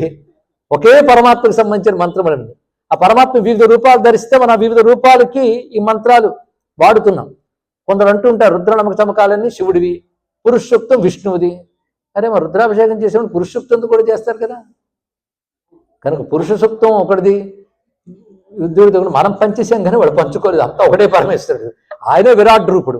అందుకని మా పురాణాల్లో కూడా శివపురాణంలో శివ విశ్వరూపం ఉంది, భగవద్గీతలో కృష్ణ విశ్వరూపం ఉంది, అలా పద్మపురాణంలో రామ విశ్వరూపం ఉంది, అమ్మవారి విశ్వరూపం దేవి భాగవతంలో కనబడుతుంది, గణపతి విశ్వరూపం గణేష్ పురాణంలో ఉంది. ఓహో, గణపతిలో ఒక విశ్వం, శివుల్లో ఒక విశ్వం, విష్ణువులో ఒక విశ్వం, ఎన్ని విశ్వాలు ఉన్నాయండి? విశ్వం అంటేనే ఒకటి కదా. అంటే ఆ ఒక్కడైన పరమాత్మే గణపతిగా ఉపాసిస్తే ఆయనే విశ్వరూపుడు, శివుడిగా ఉపాసిస్తే ఆయనే శివరూపుడు. ఒక్క ఎరుక కలిగి ఎవడి ఇష్టదేవతను మనం ఉపాసించుకోవచ్చు. ఇందువల్ల మన ఇష్టదేవత నిష్టకి ఇసుమంత కూడా ప్రమాదం లేదండి, హాయిగా చేసుకోవచ్చు. ఇంత చక్కగా వేదం చెప్పినా, వేదాంతం చెప్పినా ఉపాసనా సౌలభ్యం కోసం వచ్చిన ఆగమములు, ఆగమాన కాన్సెప్ట్ ఉంది. ఈ ఆగమాల నుంచి వచ్చినవే వైష్ణవ మతం, శైవ మతం, ఇవన్నీ ఆగమ మతాలు అంటారు వీటిని. వేదమతం ఒకటి, స్మార్తం ఒకటి, ఆగమ మతం ఒకటి, మూడు ఉంటాయి హిందూ ధర్మంలో. అన్నట్టు కూడా మనకు తెలియదు, బాధే లేదు. మొదట వేదం నిగమం, రెండవది స్మృతి. స్మృతి అంటే ధర్మశాస్త్రాలు. ఈ రెండింటిని బేస్ చేసుకున్నదాన్ని శ్రౌతం స్మార్తం అంటారు. అప్పుడప్పుడు జంజం మార్చుకున్నప్పుడైనా శ్రౌత స్మార్త సకల కర్మ అనుష్ఠాన యోగ్యత చెప్తూ ఉంటాం కదా, అంటే ఇది అర్థం. వేదము స్మార్తం, దీన్ని బేస్ చేసుకుంది మతం, స్మార్తం అంటాం మనం. అలాగే ఆగమాలంటే పాంచరాత్రం, వైఖానసం, వైష్ణవాగమాలు. అలాగే శైవాగమాల్లో కారణాగమం, కామికాగమం ఇత్యాదులు. శాక్తేయాగమాలు చాలా ఉన్నాయి, శ్రీ విద్యాది ఉపాసనా శాస్త్రములు. ఆగమం బేస్డ్గా వచ్చిన ఉపాసనలు ఇది తెలుసుకోవాలి. విష్ణు ఉపాసన అని ఆగమాలు బేస్ చేసుకుని వస్తాయి. అయితే మూడు వేరు కాదు, అది కూడా తెలుసుకోవాల్సింది. ఆగమాలని మనం యాక్సెప్ట్ చేస్తాం. హిందూ మతం మూడింటితో ఉంటుంది, శ్రౌత, స్మార్త, ఆగమ. నిగమాగమాలు అంటాం. నిగమం అంటే వేదం, ఆగమం అంటే ఇప్పుడు చెప్పిన మంత్రశాస్త్రములు, ఇవన్నీ ఉపాసనా సంబంధమైనవన్నీ ఆగమాలండి. దీన్ని బేస్ చేసుకునే ఆలయాలు, విగ్రహాలు, పూజలు ఏర్పడ్డవన్నీ ఆగమం బేస్. అయితే అది నిగమంతో అనుబంధం ఉన్నది. రెండు వేరు వేరు మాత్రం కాదండి, నేను వేరు అర్థం అవడం కోసం చెప్పానే తప్ప వేరు కావు. మూడు ఒకదానికి కూడా అనుబంధం ఉంటుంది. అయితే ఆగమంలోంచి కూడా కొన్ని తీసుకున్నారు ఎవరు? స్మార్త, శ్రౌత కర్మలో ఉన్న వాళ్ళు. వీటికి విరుద్ధం కానివన్నీ అందులో తీసుకుని అవలంబిస్తూ ఉంటారు. అందుకే శ్రౌత స్మార్తాల్లో ఉన్నవాళ్ళు విగ్రహాలు ఉన్నాయి, వాళ్ళు దేవతలను ఆరాధిస్తారు. ఆగమంలో ఉపాసించే దేవతల పేర్లన్నీ వేదంలో ఉన్నాయి. విష్ణు ఉపాసన అంటే వేదంలో విష్ణు మంత్రములు చాలా ఉన్నాయి కదా, విష్ణు సూక్తములు ఉన్నాయి, వాటికి అనుబంధం ఉంది. దాన్ని ఒక రూపంగా, మంత్రంగా, విగ్రహంగా ఎలా ఆరాధించాలని చెప్పేటటువంటి ఒక టెక్నాలజీ, ఒక సైన్స్, టెక్నికల్ నాలెడ్జ్ ఆగమం, అది తెలుసుకోండి. ఇలా ఏర్పడ్డాయి. ఈ మూడింటికి అనుబంధం ఉంది, తెలుసుకోవాలి. ఆ తెలుసుకునే ప్రయత్నం ఇప్పుడు చేస్తున్నాం. కానీ శివ, విష్ణు, విష్ణు ఉపాసన చతుర్భుజ విష్ణు ఉన్నాడు, అష్టభుజ విష్ణు ఉపాసన ఉంది, అలాగే నృసింహ ఉపాసన ఉంది. మన నృసింహోపాసనలో బోల్డ్ అని భేదాలు ఉన్నాయి. అలాగే రామోపాసన, కృష్ణ ఉపాసన, కృష్ణ ఉపాసన కూడా బాలకృష్ణ ఉపాసన మొదలుకొని చాలా చాలా ఉపాసన విధానం ఉన్నాయి. అంటే ఒక్క వైష్ణవంలో ఎన్ని ఉపాసన విధానాలు ఉన్నాయి పరిశీలించండి. కొందరు నృసింహోపాసకులు ఉంటారు, వాళ్ళు నృసింహుణ్ణి ప్రధానంగా ఉపాసన చేసి సిద్ధి పొందిన వాళ్ళు ఉంటారు. వాళ్ళ దృష్టిలో నరసింహమూర్తే పరమాత్మ, తప్పేం లేదు, అలాగే ఉపాసించాలి. పరమాత్మను ఉపాసిస్తున్నారు కనుక. ఒక ఆయన అన్నాడు, శివుడు గొప్ప అంటారు కొందరు, విష్ణువు గొప్ప అంటారు, ఇంత ఎవరు గొప్ప అండి అని. వీళ్ళిద్దరికంటే ఇంకో మతం వాడు చాలా గొప్పవాడండి అన్నాడు వీడు. ఎందుకంటే వీళ్ళిద్దరు ఆలయాలు ధ్వంసం చేశారు, వాడికి ఏమీ భేదం లేదు, మనకి భేదాలేమో తప్ప. వాడికి శైవులైనా వైష్ణవులైనా వాడికి ఒక్కడిగా కనబడతారు, మనం ఒక్కడిగా బ్రతకలేకపోతున్నది బాధ. వాడు నాశనం చేశారు. ఇది ఇక్కడ తెలుసుకోవాలి. విష్ణువే గొప్పని విష్ణు పురాణాలు చెప్తాయి, శివుడే గొప్పని శివ పురాణాలు చెప్తాయి. ఇంకా శక్తి అవన్నీ తర్వాత చూద్దాం. ఇందుకు ఎవరు గొప్పండి? ఆ పురాణం చదివితే అదే అనిపిస్తుంది, ఈ పురాణం చదివితే ఇదే అనిపిస్తుంది. మీరే నన్ను రాముడి గురించి చెప్పమని అనుకోండి, తప్పకుండా రాముడిని ఇష్టదైవంగా పెట్టుకుంటానని డిసైడ్ చేస్తారు. మీరు వచ్చేవాడికి పిలిస్తే ఇంక శివుడే ఇష్టదేవం అనిపించేది చేస్తాం. ఏమిటండి ఇలా confusion? No confusion at all. అది తెలుసుకోండి. కన్ఫ్యూజన్ సరిగ్గా అర్థం చేసుకోలేకపోవడంలో ఏర్పడుతుంది తప్ప విషయంలో లేదు. మరి ఏమిటి దీని అర్థం? రాముడు చెప్తే రాముడే గొప్ప అనిపిస్తాడు, శివుడు చెప్తే శివుడే గొప్ప అనిపిస్తాడు, కృష్ణుడు చెప్తే కృష్ణుడే గొప్ప అనిపిస్తాడు, ఆయన భక్తులు అయిపోవాలనిపిస్తుంది. అంటే అర్థం ఏంటంటే గొప్ప అనేది ఒకటి ఉంది, అన్నిటికంటే గొప్ప వస్తువు ఉంది. ఆ గొప్ప వస్తువుని శివుడుగా కలిపి చూస్తే శివుడే గొప్ప అనిపిస్తుంది, విష్ణువుగా చూస్తే విష్ణువు గొప్ప అనిపిస్తుంది. ఎందుకంటే గొప్ప అనే వస్తువు కామన్ దీంట్లో. అది ఒక్కటి తెలుసుకోగలిగితే ఎవరు ఎంత ప్రేమగా వారి దేవతని కీర్తిస్తూ విజృంభించినా సంతోషమైన అయినా అనగలం మనం. అది గ్రహించవలసిన ప్రధానమైన అంశం. అయితే నేను ఈ దేవతను ఆరాధిస్తాను కానీ ఇంకో దేవతను ఆరాధించను అంటే దాన్ని మొండి అవివేకము అంటారు. ఒకవేళ కొందరికి ఫోకస్ ఒకటి ఉంటుంది, నేను దాని మీదే దృష్టి పెట్టుంటాను, ఇంకోటి చెదిరిపోతానండి, అలా ఒప్పుకో, మంచిదే. కొందరు ఉంటారు అన్య దేవతల్ని ఆరాధించము అనేవాళ్ళు. అసలుగా అన్యమే లేదంటాడు ఇంకొకడు. తెలుసుకోండి, ఇక్కడ అనన్య భక్తి అనే మాటకు అర్థం కొందరు ఏం చెప్పారంటే విష్ణు భక్తుడిది విష్ణువుడు తప్ప ఇంకెవరిని పూజించకూడదు, అది అనన్య భక్తి అని. అది అర్థం కాదు కృష్ణుడిది. ఇదా నువ్వు అర్థం చేసుకున్నావు అంటాడు ఆయన. అనన్య భక్తి అంటే ఆయనకు అన్యముగా ఏదీ లేదనే జ్ఞానముతో చేసే భక్తి అనన్య భక్తి. ఆయనకు వేరుగా మరొకటి లేదు, అది దాని యొక్క భావం. అంటే స్పష్టంగా ఆయన చెప్పాడు మాట, మనం అలా తీసేసుకున్నాం. మీరు కృష్ణుడేమో దైవం అని బయలుదేరి మిగిలిన వాళ్ళు డెమిగాడ్స్ అనుకుంటూ ప్రపంచమంతా వ్యాపించిపోయిన సంస్థ గురించి తెలుసు. నేను పేరు చెప్పను, మీకు తెలిసిన బయట కనకండి. వాళ్ళు ఏం రాస్తారంటే కృష్ణుడు తప్ప మిగిలిన దేవులందరూ డెమిగాడ్స్, క్షుద్ర దేవతలు. మీరు అందరూ కల్ట్లోకి వెళ్తే అదే కరెక్ట్ అనిపించేస్తుంది మనకి. ఎందుకంటే ఏమీ తెలియని మనకి వాళ్ళు బాగా ఆడంబరకు కనబడ్డారుగా అదే అనిపిస్తుంది. కానీ వివేకం ఉంటే నాయన కృష్ణుడు పరదైవ మండలంలో మాకు సందేహం లేదు, కానీ నువ్వు ఇతర సిద్ధాంతం బాగోలేదు. ఇక్కడ కృష్ణుడు హృదయం అది కాదు. అనన్య భక్తి అనే భగవంతుడి హృదయం అంటే ఆయనకి అన్యముగా ఏదీ లేదు. అదొక్కటి తెలుసుకుంటే ఆయనకి ఏది అన్యము కాదు. ఆఖరికి ఆయనకు అన్యం ఏదీ లేదనే వాడు కూడా ఆయనకు అన్యము కాదు. ఇలా అంటున్న మనము కూడా పరమాత్మకు వేరు కాదు. కనుక నన్ను దేహంతో వాటితో దూరం చేసి పరిశీలిస్తే నేను కూడా పరమాత్మనే అనే స్థితికి వెళ్ళి అద్వైత సిద్ధిలోకి వెళ్ళిపోవాలి. అది అనన్య భక్తి యొక్క స్థితి. అక్కడికి తీసుకెళ్ళాలండి. అది హైయెస్ట్ ఫిలాసఫీ. అలాంటి హైయెస్ట్ ఫిలాసఫీ తీసుకెళ్ళాలంటే ముందు భేద దృష్టి లేకుండా నువ్వు ఉండడం నేర్చుకోగలగాలి. అయితే ఈ శివకేశవుల మధ్య భేదం ఇవాళ రేపు నిన్న పుట్టలేదు, చాలా కాలం నుంచి కొనసాగుతుంది. అప్పుడు పెద్దలు వచ్చి ఖండించారు, అయినా ఇది ఉంది అది ఉంది, భేదం చూడొద్దురా బాబు అని సిద్ధాంతులు ఉన్నారు, భేదం చూడడమే సిద్ధాంతంగా ఉన్న వాళ్ళు ఉన్నారు. అజ్ఞానానికి వారసులు ఉంటారు, జ్ఞానానికి వారసులు ఉంటారు, ప్రతి జనరేషన్లో ఉంటారు, సందేహం లేదు. ఇక్కడ తప్పలేదు. కానీ బాగుపడదలుచుకున్నవాడు మాత్రం ఆ వారసుల్లోకి వెళ్లకుండా ఈ వారసుల్లో ఉండడం చాలా ముఖ్యమైనటువంటి అంశం ఇక్కడ. అయితే మనం దేవతాపరంగా చూసి ద్వేషం చూపించే వాళ్ళకి ముందు సమాధానం చెప్పాలి కనుక శాస్త్ర ప్రమాణంతో చెప్పాలి. నాకు తోచిన యుక్తులతో చెప్పడం కాకుండా శాస్త్రం చెప్పి తర్వాత యుక్తి కూడా ఉపయోగించవచ్చు. ఇప్పుడు శివ విష్ణు అని 2 రూపాలుగా మనం ఉపాసన చేస్తున్నాం, తప్పు లేదు. పైగా విష్ణుపత్ని లక్ష్మి, శివపత్ని గౌరి, ఇలా ఉపాసించినప్పుడు ఈ మర్యాదలు ఇలాగే ఉంటాయి ఆ రూపంతో ఉపాసించేటప్పుడు. కానీ గౌరీ లక్ష్మి అంతగా ఒకే శక్తి, శివ విష్ణు అంతగా ఒకే బ్రహ్మము, అందులో సందేహం లేదు. కానీ శివుడుగా ఉపాసించినప్పుడు గౌరీ పార్వతి ఇత్యాది నామాలతో చెప్తున్నాం, విష్ణువుగా ఉపాసించినప్పుడు లక్ష్మి రమ ఇందిర ఇత్యాది రూపాలతో చెప్తున్నాం కదా. అలా ఆరాధన చేసుకుంటున్నాం. అటువంటిప్పుడు ఆ విష్ణువు ఆ లీలలు స్మరిస్తూ ఆనందిస్తూ అందులోనే తన్మయమైపోయి ఇతర దేవతల్ని అసలు తలంచకపోయినా దోషము రాదు.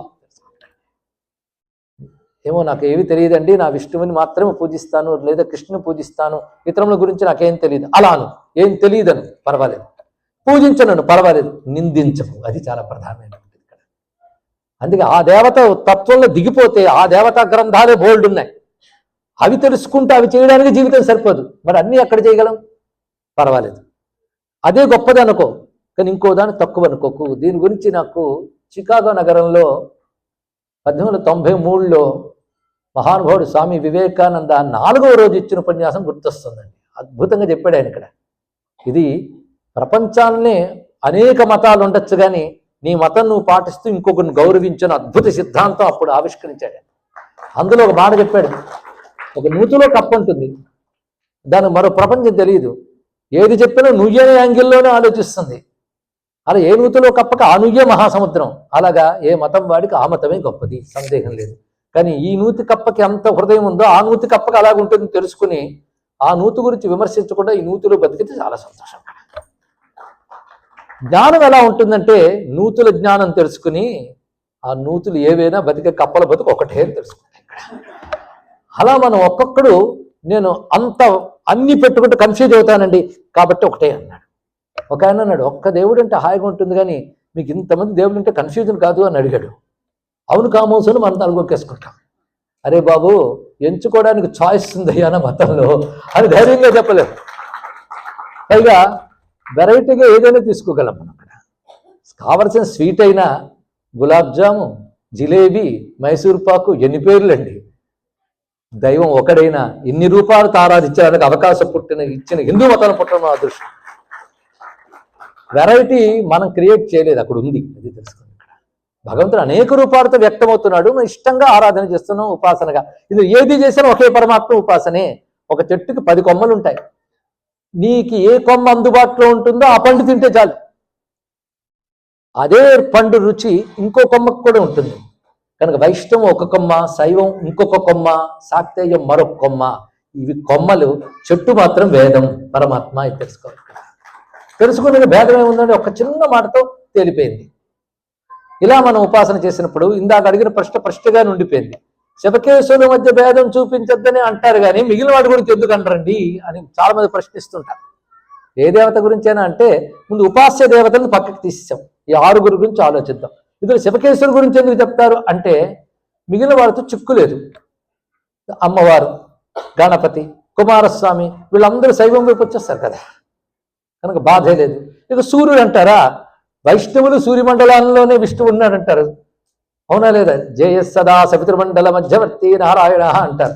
శైవులు కూడా సూర్యమండలంలో శివుడే ఉన్నాడు. యో సంకర్షణ స్వరూపో యోసా వాదిత్య పరమపురుష సయేష రుద్రో దేవత అని రుద్రమంతా సూర్యపరంగా చెప్పారు. కనుక వాళ్ళకి సూర్యుడితో చిక్కులేదు.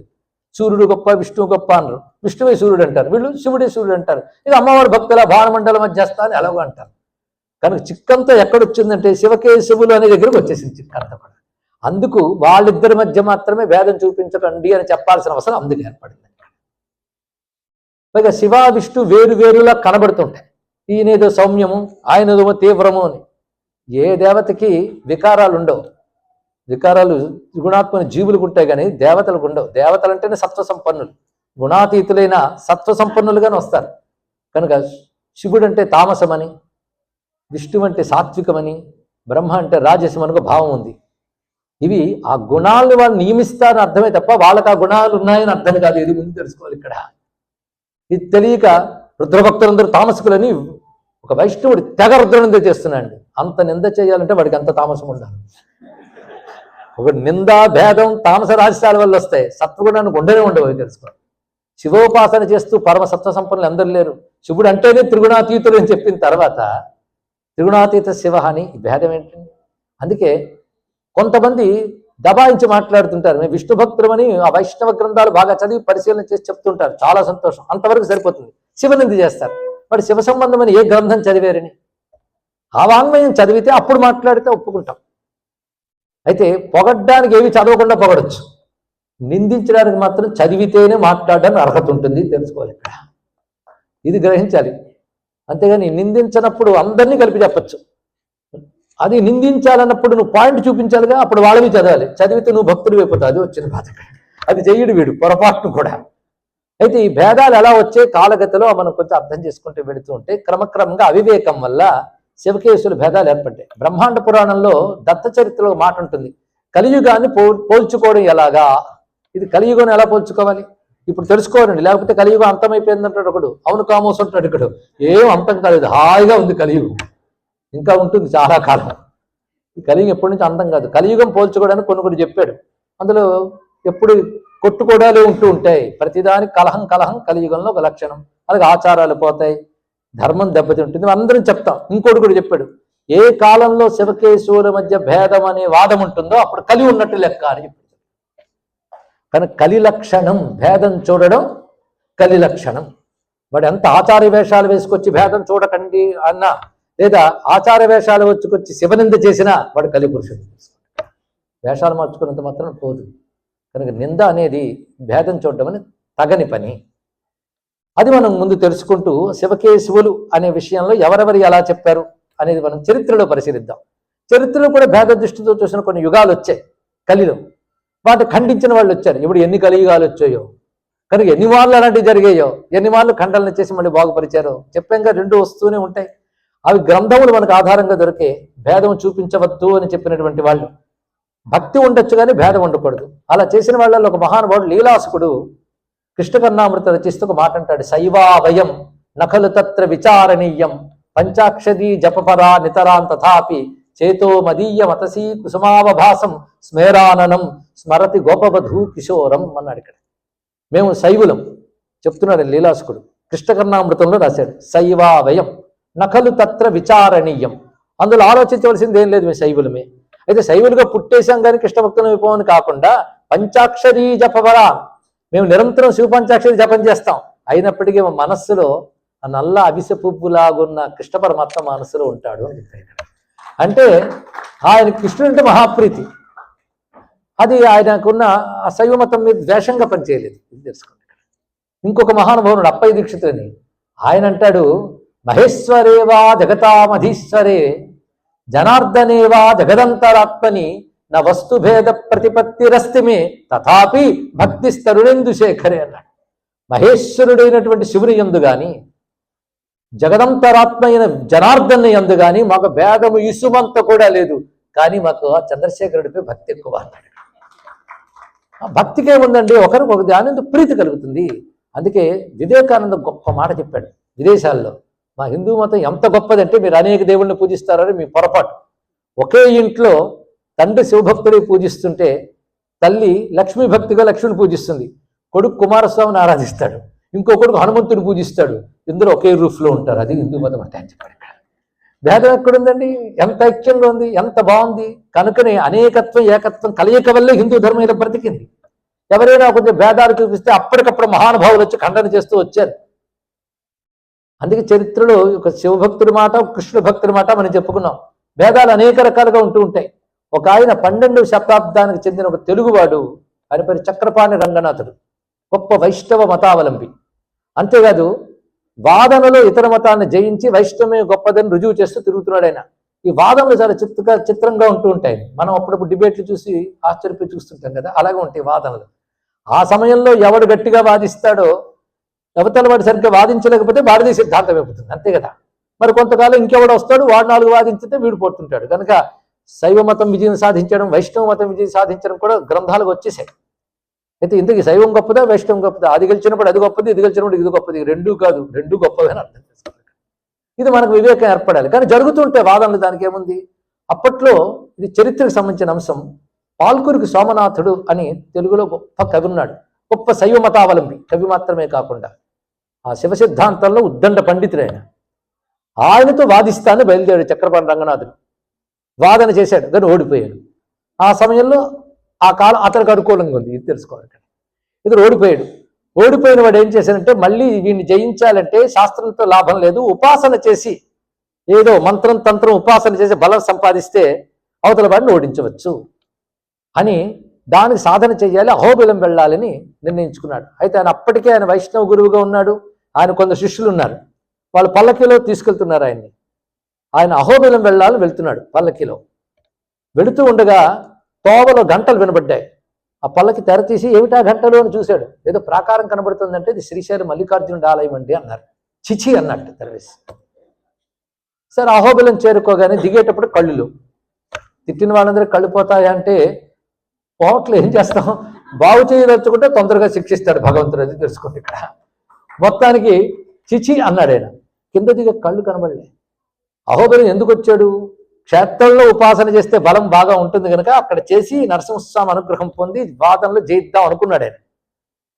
కానీ కళ్ళు కనబడలేదు. ఎప్పుడో శిష్యుల సహాయంతో అక్కడ పాపనాశిని భవనాశిని తీర్థంలో స్నానం చేసి నృసింహోపాసన చేశాడండి. చాలా కాలం చేశాడు కానీ అనుగ్రహం కలగట్లేదు. ఏమిటి స్వామి అని ఏడుపు వచ్చింది దానికి. భక్తితో అడిగాడు. అప్పుడు స్వరం వినబడింది దానికి, నువ్వు చేసింది మహాపచారం, అందుకే నీకు నేత్రములు పోయాయి. ఇది పోవాలంటే శ్రీశైల క్షేత్రానికి చేరుకో, ఆ స్వామి దగ్గరికి వెళ్ళి రోధించు, అది ఏడవడం కంటే ప్రాయశ్చిత్తం మరే ఉంది, వెళ్ళని నరసింహస్వామి చెప్పాడు. చూడండి. సరే ఆయన వచ్చి ఆ మల్లికార్జున లింగానికి పూజ చేస్తూ దుఃఖంతో బాధపడ్డాడు, పశ్చాత్తాప్తుడయ్యాడు. అప్పుడు స్వామి అనుగ్రహించి ఒక కన్నిచ్చాడు. ఇదేమిటి ఒక్క కన్నిచ్చావు అంటే, నా భక్తుడితో బాధించావు కదా, ఆయన క్షేత్రానికి ఇప్పుడు వచ్చాడు, పుణ్యం పండింది, ఆయన్ని ఆశ్రయించితే రెండో కన్ను ఇస్తానన్నాడు అక్కడ. అప్పుడు పాల్కొడుకు సోమనాథుడు కొడుకు అక్కడికి వచ్చాడండి. ఆయన శివపంచాక్షరి మంత్రాన్ని ఉపదేశం చేశాడు. ఆ మంత్రం స్వీకరించక రెండో కన్ను పనిచేసింది. పనిచేయడమే కాదు, ఈ రెండు కళ్ళకి మనం చూడలేని శ్రీశైలాన్ని చూపించాడు స్వామి. అంటే ఏ క్షేత్రమైన బయటికి కనబడేది రాయి తప్ప, అందులో దివ్యత్వం ఉంటుంది, అది కళ్ళతో చూడడం నమ్మడం తప్ప. కానీ శివానుగ్రహం చేత శ్రీశైలంలో ఉన్న దేవతలు, వివిధములైన విషయములు అన్ని కంటికి కనబడ్డాయి. అప్పుడు ఆయన తెలుగులో అద్భుతమైన రచన చేశాడు. శ్రీశైల వల్లభుని శిఖరమ్ము కనుగొంటి కాశీపురాధీసు గౌరీసు పొడగట్టి అంటూ రగడ అనే ఛందస్సులో కంటి కంటి కంటి కంటి కంటి కంటి అని చాలా పెద్ద రచన చేశాడు. చూస్తే ఆశ్చర్యపోతాం. అలాగే మననమీ నమశివాయ, మాన్యమీ నమశివాయ, ధనదమీ నమశివాయ, ధన్యమీ నమశివాయ అని నమశివాయ రగడ అని 2 రగడలు రచించాడు 12వ శతాబ్దంలో. అది చాలా మంది చరిత్రే తెలియదు. ఇది ఈ కంటి ప్రభావం ఎంత ఉన్నదంటే 15వ శతాబ్దంలో వచ్చి అన్నమాచార్యులు వారు పొడగంటిమయ్య, కంటి నకిలార్థ సాధకుని కంటి కంటి కంటి ఇన్ఫ్లుయెన్స్ అంత ఉందండి ఈ సాహిత్యం. అప్పుడు చక్రపాణి రంగనాథుడు రచించినది. అంటే ఆయన శైవ మతంలో మళ్ళీ ప్రవేశించి అభేదాన్ని తెలుసుకున్నాడు. ఇది చరిత్ర కనుక భేద దృష్టి కూడదు అనే దానికి పెద్ద ప్రమాణమే మనకు కనబడుతున్నది. దీనికి అర్థంగా విష్ణు రూపాయ నమస్సు అర్థం తెలిస్తే భేదమే లేదని మునిపే చెప్పుకున్నాం. వివిధ సందర్భాల్లో మనకి భీష్మ పితామహుడు అంపసైపోయి ఉన్నప్పుడు అక్కడ కృష్ణ పరమాత్మ అందరూ ఉన్నారు. కృష్ణుడు రాగానే భీష్ముడు నమస్కారం చేస్తూ శివ, నారాయణ, అచ్యుత అని సంబోధిస్తాడు. ఇదేమిటండి, కృష్ణుడిని సంబోధిస్తున్నాడు, శివనారాయణ అచ్యుత అనడం ఏంటండి? ఏమైనా బాగుందా అంటే, మరి వేదంలో శాశ్వత గం శివమచ్యుతం మంత్రపుష్పం అప్పుడు చాలా వినుంటారు. మరి అంత ఓపిక ఎక్కడండి? మంత్రపుష్పం ఏంటంటే ఎంత తృప్తి ఉంటుంది తెలుసా? పూజ అయిపోయిందని రిలీఫ్, గొప్ప హాయిగా ఉంటుంది. హారతిస్తున్నప్పుడు మంత్రపుష్పం ఇస్తున్నప్పుడు గొప్ప హుషారు ఉంటుందండి. అక్కడ అయిపోయింది ఆనందం అంతే. చాలా మందికి జపం కూడా మాల చివరికి వస్తే ఒక తృప్తి, అయిపోయింది అంతే. జపం చేసిన తృప్తి కంటే అయిపోయిందని తృప్తి ఎక్కువ. ఏం చేస్తాం, ఏదో ఒకటి. అంత అయిపోయిందని తొందరలో మంత్రం మీద దృష్టి ఎక్కడ ఉంటుంది? అంతకుముందంతా మగతలో గుర్తుండదు, చివరికి తొందరలో గుర్తుండదు మొత్తానికి.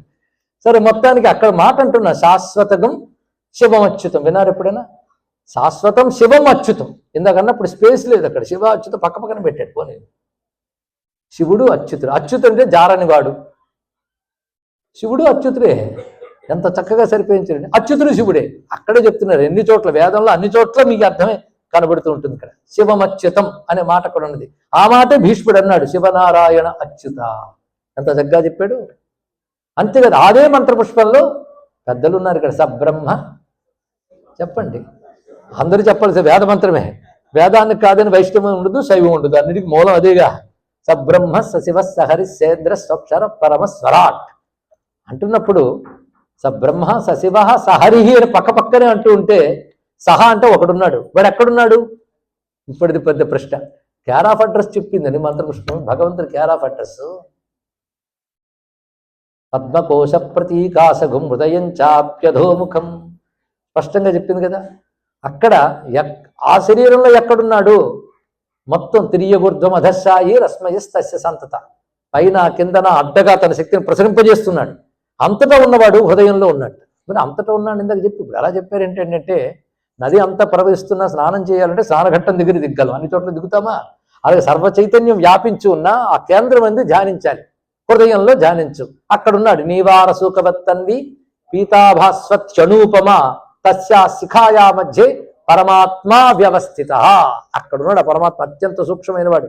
వాడెవడు? సబ్రహ్మ సశివ సహరిసేంద్ర స్వక్షర పరమేశ్వర. ఇంత అందంగా వేదం డౌట్కి అవకాశం లేకుండా స్పష్టంగా చెప్తూ ఉన్నా మళ్ళీ హరి అని శివుడని ఇవేమిటండి ఇక్కడ? ఎంత అందమైనటువంటి మాట ఇక్కడ చెప్పారు. అయితే లీలలు వింటున్నప్పుడు ఒక్కొక్కప్పుడు హరి గొప్పవాడు అనిపిస్తుంది, శివలీలలో శివుడు గొప్పవాడు అనిపిస్తుంది. ఒక ఆయన చెప్పాడు, భస్మాసురుడు శివుడి ద్వారా వరం పొందాడు. ఏమనండి? ఇలాంటి గుర్తుండాలి. ఎవరి నెత్తి మీద ఇస్తే వాడే భస్మ అవ్వాలి అని ఇక్కడ. సరే అన్నాడు. అయితే టెస్ట్ చేసుకుంటాను, నేను నెత్తి మీద వేస్తానని శివుడు పారిపోయాడు. అక్కడ ఆ పారిపోతున్న శివుడిని కాపాడడానికి విష్ణు వచ్చాడు. ఇప్పుడు ఎవరు గొప్ప? విష్ణువు గొప్ప కదా. వెంటనే తేల్చేస్తాం. ఇలాంటి కథలు కొన్ని చోట్ల కనబడుతూ ఉంటాయి. అంతే కదా. ఒకప్పుడు శివుడు విష్ణువుల్లో గొప్ప ఎవరో తెలుసుకొని దేవతలే 2 ధనుస్సులు ఇచ్చాట. ఇస్తే ఆ సమయంలో విష్ణువు గెలిచాడు, శివుడు ధనుస్సు కింద పడిచాడు. అంటే ఏమిటి, ఎవరు గొప్పని? అలాగొస్తే శివుడు మహాలింగంగా ఆవిర్భవించినప్పుడు ఆది అంతము తెలుసుకోలేకపోయారు బ్రహ్మ విష్ణువు కూడా. అవునా? ఆ కథలు వింటే పాప వైష్ణవులు చాలా బాధ, ఈ కథలు వింటే శైవులకు చాలా బాధ. సత్యం తెలిసిన వాడికి ఏ బాధ లేదు. ఇలాంటివి ఎలా తెలుసుకోవాలంటే దీనికి మళ్ళీ శాస్త్రం చెప్పింది, వెతుక్కోక్కర్లే, ఇవన్నీ శాస్త్రం నుంచే చెప్తున్నాం. క్వచిత్ బ్రహ్మ క్వచిత్ విష్ణు క్వచిత్ రుద్ర ప్రశస్యతే. కొన్ని చోట్ల విష్ణువుకి, కొన్ని చోట్ల రుద్రునికి, కొన్ని చోట్ల బ్రహ్మకి ప్రాధాన్యం కనబడుతుంది తప్ప ఎక్కువ తక్కువ లేవు. ఆ మాటకు వస్తే వీళ్ళు ముగ్గురికి శక్తినిచ్చిన ఆవిడ గురించి చెప్తారు, దానికి ఏమంటాం? కనుకనే అది చెప్పినప్పుడు ప్రాధాన్యం చెప్పడం కానీ వీడిని తగ్గించడం కాదయ్యా అనేది ఒకటి తెలుసుకోగలగాలి. అది వింటున్నప్పుడు అది ఆనందించాలి, ఇది వింటున్నప్పుడు ఇది ఆనందించాలి. అయితే భస్మాసురుడు చెయ్యి వేస్తానంటే శివుడు పారిపోవాల్సిన అవసరం ఉంది. ప్రళయకాలంలో 3 కన్ను తెరిస్తే ముల్లోకాలు భస్మం చేసే శివుడికి భస్మాసురుడు ఎంత పాటండి. అంటే అక్కడ ఒక నియమం కనబడుతుంది, దేవతలకు ఒక నియమం ఉంటుంది. ఏ రూపంతో ఆరాధిస్తారో ఆ రూపంతో వారిని మళ్ళీ దండించరు. వాళ్ళు ఏ రూపంగా ఆరాధించారో ఆ రూపంగా దండించరు. అది రహస్యం. ఇది తెలుసుకోగలిగారంటే రావణుడు శివభక్తుడు. అటువంటప్పుడు రావణుని శివుడు ఏమి చేయలేదు, మరి ఏం చేశాడు? రాముడు చేశాడు. రాముడు కూడా శివభక్తుడే అని పురాణములు చెప్తున్నాయి మనకి. రాముడు శివభక్తుడే, రావణుడు శివభక్తుడే. ఇప్పుడు దేవుడు ఎవరికి వరం ఇవ్వాలి? దొంగ కూడా గుడికి వెళ్ళి వాళ్ళు బాగా దొంగతనం జరిగేట్టు దీవించేయాలంటాడు. అయితే దొంగ డబ్బులు కొంత మొక్కు నీకు చెల్లించుతానని కూడా అంటాడు ఇక్కడ. అయితే ఏమిటి దీన్ని అంటారు? ఇలాంటివి తెలుసుకోవాలి ఇక్కడ. అంటే మునుపు చెప్పినట్లుగా ఒక రూపంతో ఆరాధిస్తే అనుగ్రహించాడు, కానీ వాడు చేసిన పాపాన్ని శిక్షించాలిగా, మరొక రూపంతో శిక్షిస్తాడు. అది రహస్యం ఇక్కడ. రెండింటికి 2 చెల్లు చేస్తాడు. కానీ ఏ రూపంగా ఆరాధిస్తారో ఆ రూపంగా చెయ్యరు. ఇది తెలుసుకుంటే చాలు ఇక్కడ. అందుకే రాముడు శివభక్తుడే, రావణుడు శివభక్తుడే. రాముడితో ఒక మాట అంటాడు శివుడు పద్మపురాణంలో, అందమైన మాట. అధర్మపరుడైన శత్రువు దొరకడం నీ అదృష్టమయ్యా అన్నాడండి. ఏం అద్భుతమైన మాట చూడండి ఇక్కడ. అధర్మపరుడైన శత్రువు దొరికావు కనుక, శత్రువు దొరికాడు నీకు నేనేం వరాలు ఇవ్వక్కర్లే, గెలిచేస్తావు. ఎందుకంటే వాడి దగ్గర అధర్మం ఉంది, అదే వాడి బలహీనత. ఎంత గొప్ప విషయం చెప్పాడు. మరి అంత రావణుడు శివభక్తుడు కదా, ఆయనకి అంత దుర్గతి ఏమిటంటే, దుర్గతి ఏం లేదు, నీ చేతిలో మరణించే సద్గతి లభించింది అన్నాడు. శివోపాసన ఫలితం అది. ఇలాంటి అందాలు మనం అన్వయించుకుంటే అసలు ఎక్కడ భేదం ఉంటుందండి ఇక్కడ. కొందరు తెలియక రావణుడు శివభక్తుడు కనుక రాక్షసులందరూ శివభక్తులు అన్నారు. ఇది చాలా బాధాకరమైన అంశం ఇక్కడ. మరి బ్రహ్మ మురారి సురార్చిత లింగం చదువుతున్నాం కదా, బ్రహ్మ మురారి సుర, వీళ్ళందరూ ఎవరు? దేవతలేగా. ఋషులందరూ శివభక్తులు ఉన్నారు, ఉపన్యువు, దధీచి, మార్కండేయుడు, గౌతముడు, వీళ్ళందరూ ఎవరు? అంటే శివుడు ఎలాంటి వాడంటే, నీరు ఉన్నది, అది దాహం ఎవరికి తీరుస్తుంది? దొంగక దొరక? చెప్పండి. దానికి అంత ఆలోచిస్తారేంటమ్మా. నేను నీరు ఎవరికి దాహం తీరుస్తుందని చెప్పడానికి ఆలోచించడం ఎందుకు? ఎవరికైనా దాహం తీరుస్తుంది, అవునా లేదా? అందుకే నువ్వు దొంగ కనుక దాహం తీర్చినట్టుందా? అరే పంచభూతములు అందరికీ సమానంగా ఇస్తున్నప్పుడు పంచభూత శాసకుడైన పరమాత్మ మాత్రం అందరినీ సమానంగా అనుగ్రహించడా? అందుకే ధనుజులు మానవులు ఇది చూడకుండా వాడు ఉపాసనకు తగ్గ ఫలం భగవంతుడు ఇస్తాడు, వాడు అధర్మానికి తగ్గ ఫలం మళ్ళీ ఇస్తాడు ఇంకో రూపంతో. ఉపాసనా పరంగా గొప్ప సిద్ధులు పొందినా తేడా చేస్తే మరో రూపంలో కొడతాడు. ఇది తెలుసుకోగలగాలి తప్ప అక్కడ మళ్ళీ భేదాలు చూడకూడదు. కనుక రాక్షసులందరూ శివభక్తులు అన్నవాడు ఒక మహారాక్షసుడు అని అర్థం చేసుకోవాలి ఇక్కడ. ఇది తెలుసుకోగలగాలి. ఎందుకంటే దేవతలు శివభక్తులు ఎంతమంది లేరు, నిత్య శివలింగ పూజ చేసుకునే దేవతలు ఎంతోమంది, ఋషులు ఉన్నారు, మహాత్ములు ఉన్నారు, వశిష్ఠులు ఉన్నారు, ఎంతమంది మహానుభావులు లేరండి. చరిత్రలో కూడా గొప్పవాళ్ళు కనబడతారు. అందుకే తొందరపడి ఇలాంటి మాటలు అనేయకూడదు. శివ కేశవ అన్నప్పుడు తత్వతః భేదం లేదు. ఉపాసనా రూపంలో భేదం కనిపించినా అది అక్కడి వరకే పరిమితం తప్ప అది భేద దృష్టి చూడకూడదు అనేది స్పష్టంగా మనం గ్రహిస్తున్నటువంటి అంశం. ఇలాగ శృతిలో అనేక ప్రమాణాలు కనబడుతున్నాయి. మహాభారతం ఉన్నదే అది చాలా గొప్ప రహస్యం అండి. మహాభారతం కార్ష్ణ వేదం దాని పేరు. కార్ష్ణ వేదం అంటే కృష్ణస్వరూపమైన వేదము. మహాభారతం కృష్ణతత్వాన్ని చెప్పడానికే వచ్చినటువంటిది. అది దాని యొక్క గొప్ప అంశం. అలాంటి మహాభారతంలో అనేక చోట్ల శివోపాసన రహస్యాలు కనబడుతుంటాయి. ఈ ప్రక్షిప్తంగా వాళ్ళు ఉన్నారే, ఎక్కడ ఏది కనబడ్డా వాళ్ళు నచ్చకపోతే ప్రక్షిప్తం అనేటటువంటి వాళ్ళు ఎన్ని తీసేస్తారో అందులోంచి తెలియదు. ఇక్కడ ఎన్ని కనబడతాయో మీకు. శివ సంబంధం విష్ణు సంబంధం 2. ఉదాహరణకి అరణ్య పర్వంలో అర్జునుడు వెళ్ళి తపస్సు చేస్తాడు, తెలుసు కదా. అర్జునుడు ఎవరు? పాండవుల్లో ఒకడు, కృష్ణాశ్రితుడు వాళ్ళందరూ. ఆ కృష్ణుడు వ్యాసమునిని ప్రేరేపిస్తే వ్యాసుడు వచ్చి ధర్మరాజుకి ప్రతిస్మృతి అని విద్యనిస్తాడు, ఉపాసనా విద్యని. ఆ ధర్మరాజు అర్జునుడికి ఉపదేశించి దీనితో నువ్వు తపస్సుకు వెళ్ళిన ఆయన అంటాడు. అప్పుడు ఈయన తపస్సు చేస్తే శివుడు ప్రత్యక్షం అవుతాడు. దాని ముందు కిరాతుడుగా రావడం, ఆయన యుద్ధం చేయడం, తర్వాత శివుడిని తెలుసుకోవడం, పశ్చాత్తాపడడం మనకు తెలుసు. అక్కడ శివస్థుతి చేస్తాడు అర్జునుడు. మూలంలో చెప్తున్నాను, మూల భారతంలో, ఎవరు కల్పించిన స్థితి కాదు. అక్కడ శివాయ విష్ణు రూపాయ శివరూపాయ విష్ణువైన వాక్యం అక్కడ కూడా ఉందండి. అక్కడ వ్యాసుడు అక్కడ కూడా చెప్పాడు. అది ప్రక్షిప్తం అనడానికి లేదు, అక్కడ ఉంది. అక్కడ అలా శివానుగ్రహంతో పాశుపతాస్త్రం పొందాడు, ఇవన్నీ మనకు తెలుసు. కృష్ణుడే చేయించాడు కదా రహస్యం.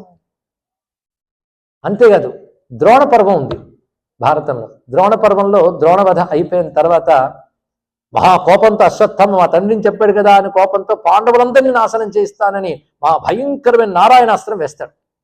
ఆ నారాయణాస్త్రం వేసినప్పుడు కృష్ణుడు చెప్తాడు, దీన్ని ఎదుర్కోవాలంటే తిరిగి అస్త్రం వేస్తే లాభం లేదు, మనందరం కూడా కిందకి దిగిపోయి ఆయుధాలు వదిలేయాలి, అప్పుడు అది శాంతిస్తుంది అని చెప్పి కృష్ణుడు చెప్పగానే అందరూ కిందకి దిగిపోతారు. ఒక భీముడు మాత్రం ఓహో అంటే కృష్ణుడు లాగి పెట్టేస్తాడు కిందకి, లేకపోతే దెబ్బతింటావరని అన్నాను. నారాయణాస్త్రం ఇంకా తన ఫలితం చూపించకుండా అంతర్ధానం అయిపోతుంది. ఇలాంటివి చాలా జరుగుతాయి అక్కడ. ఇది అయిన తర్వాత అశ్వత్థామ మహాస్త్రములే దెబ్బతిన్నాయి కదా అని సిగ్గుపడి వెళ్ళిపోతుంటాడు. ఏంటి నా అస్త్రాలు పనిచేయలేదని. వెళుతూ ఉంటే వ్యాసుడు కనబడతాడండి అక్కడ. అప్పుడు మన అశ్వత్థామ అడుగుతాడు, ఏంటి ఇలా జరిగింది? మా నాన్న ద్రోణుడు మరణించిన తర్వాత జరిగిన యుద్ధంలో నాకెందుకు ఇలా పరాజయం జరిగింది? మహాస్త్రములు ఎందుకు పనిచేయలేదు అంటే, కృష్ణార్జునులు చేస్తున్న లింగారాధన వల్ల వాళ్ళు జయించారు అన్నాడు. ఆశ్చర్యం వేస్తుంది మనకి అక్కడ. మరి నేను చేస్తున్నాను కదంటే నువ్వు లింగారాధన చేయట్లేదు అన్నారు ఇక్కడ. శివారాధన, అశ్వత్థామ శివారాధన చేశాడు, వరాలు పొందాడు, కానీ నువ్వు లింగారాధన చేయలేదన్నారు.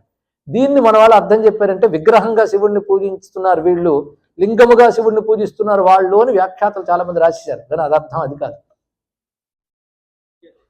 అసలు అర్థం ఏంటంటే, లింగారాధన అంటే మన శరీరం చూస్తున్న స్థూలం, లోపల సూక్ష్మ శరీరం లింగం. మనో బుద్ధి ప్రాణములన్నీ లింగ శరీరంలో ఉంటాయి, సూక్ష్మ శరీరంలో ఉంటాయి. స్థూల శరీరంలో అది లోపల ఉండడం వల్ల ఇది పనిచేస్తుంటుంది. సూక్ష్మ శరీరం లోపల ఉంటుంది, దాని లింగ శరీరం అని కూడా పేరు దానికి. సూక్ష్మ కారణ శరీరముల కలయిక లింగ శరీరం. అక్కడ దర్శన శక్తి శ్రవణ శక్తి అని అందులో ఉంటాయి. ఇక్కడ శ్రవణ ఇంద్రియం ఉంటుంది, అక్కడ శ్రవణ శక్తి ఉంటుంది. ఇక్కడ దర్శన ఇంద్రియం ఉంటుంది, అందులో దర్శన శక్తి ఉంటుంది. రెండు కనెక్ట్ అయితే పనిచేస్తాయి. ఇంద్రియాల్లా పైన అది ఉంటుంది లోపల, దాన్ని సూక్ష్మ శరీరం అంటారు. అందులో మనస్సు బుద్ధి ప్రాణములు ఇవన్నీ సూక్ష్మ రూపాలతో ఉంటూ ఉంటాయి. ఇక్కడ దాని లింగ శరీరం అంటారు. వాళ్ళు లింగారాధన చేస్తుంటే అర్థం ఏంటంటే, ఆ సూక్ష్మ శరీరం మనస్సు బుద్ధి వీటన్నింటినీ ఏకాగ్రపరిచి శివారాధన చేస్తున్నాను అర్థం తెలుసుకోవాలండి. అది లింగారాధనలో ఉన్నటువంటి విశేషం. నిత్యం శివలింగార్చన చేసుకుంటారు, అందుకు ఆ విజేతలయ్యారు. దీన్ని బట్టి నిత్యం శివలింగార్చన ఎంత గొప్ప ఫలితాన్ని ఇస్తుంది కదా, ఇది తెలుసుకోండి. అప్పుడు కృష్ణార్జునులు మాత్రమే చేసుకోలేదు, కానీ వాళ్ళంత భావనతో అంత తాదాత్మ్యంతో చేసిన అర్థంలో ఇక్కడ చెప్పారు. దానితో ద్రోణుడు పుత్రుడైన అశ్వత్థామ సరే అని తెలుసుకుని వెళ్ళిపోతాడు. తర్వాత అర్జునుడు వెళ్తాడు వ్యాసుడి దగ్గరికి.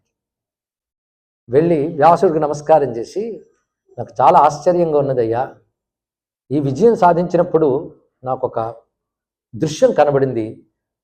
కృష్ణుడు చాలా బిజీగా ఉన్నాడు, ఇప్పుడు అడిగే తీరిక లేదు. నువ్వు కనబడ్డా నాకు ఫస్ట్ గుర్తొచ్చింది. యుద్ధం చేస్తున్నప్పుడు నా రథం నడుస్తోంది, నువ్వు నడుపుతున్నావు, నేను పైన ఉన్నాను అని. కృష్ణుడు నడుపుతున్నాడు, నేను పైన ఉన్నా.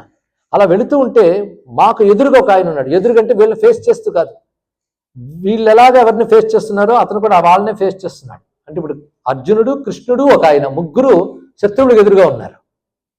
నేను ఆయన చూసి ఆశ్చర్యపోయాను. ఆయన అంత జటాజటం వేసుకుని ఒకే త్రిశూలం ఎత్తాడు. ఆయన ఒక్క త్రిశూలం నుంచి అనేక శూలాలు వస్తూ అక్కడున్న వాళ్ళందరినీ సంహరించాయి. నేను తర్వాత బాణాలు వేశాను, చచ్చిపోయిన వాళ్ళ మీద బాణం వేశాను, కానీ నేను చంపలేదు, అది చెప్పాడు అర్జునుడు. ఎవడయ్యా ఆయన అని అడిగితే, తం విద్ధి రుద్రం కౌంతేయ దేవదేవు ఉమాపతిం. అతడు దేవదేవుడు ఉమాపతి రుద్రుడని తెలుసుకో. ఆయన పనిచేశాడు, నీ నిర్వాకం ఏమీ లేదు, చేసిందంతా నిహతాన్ తేన వై పూర్వం, వాళ్ళ వల్లే జరిగింది, ఇది ఆయన వల్లే ఇదంతా జరిగింది అన్నాడు ఇక్కడ.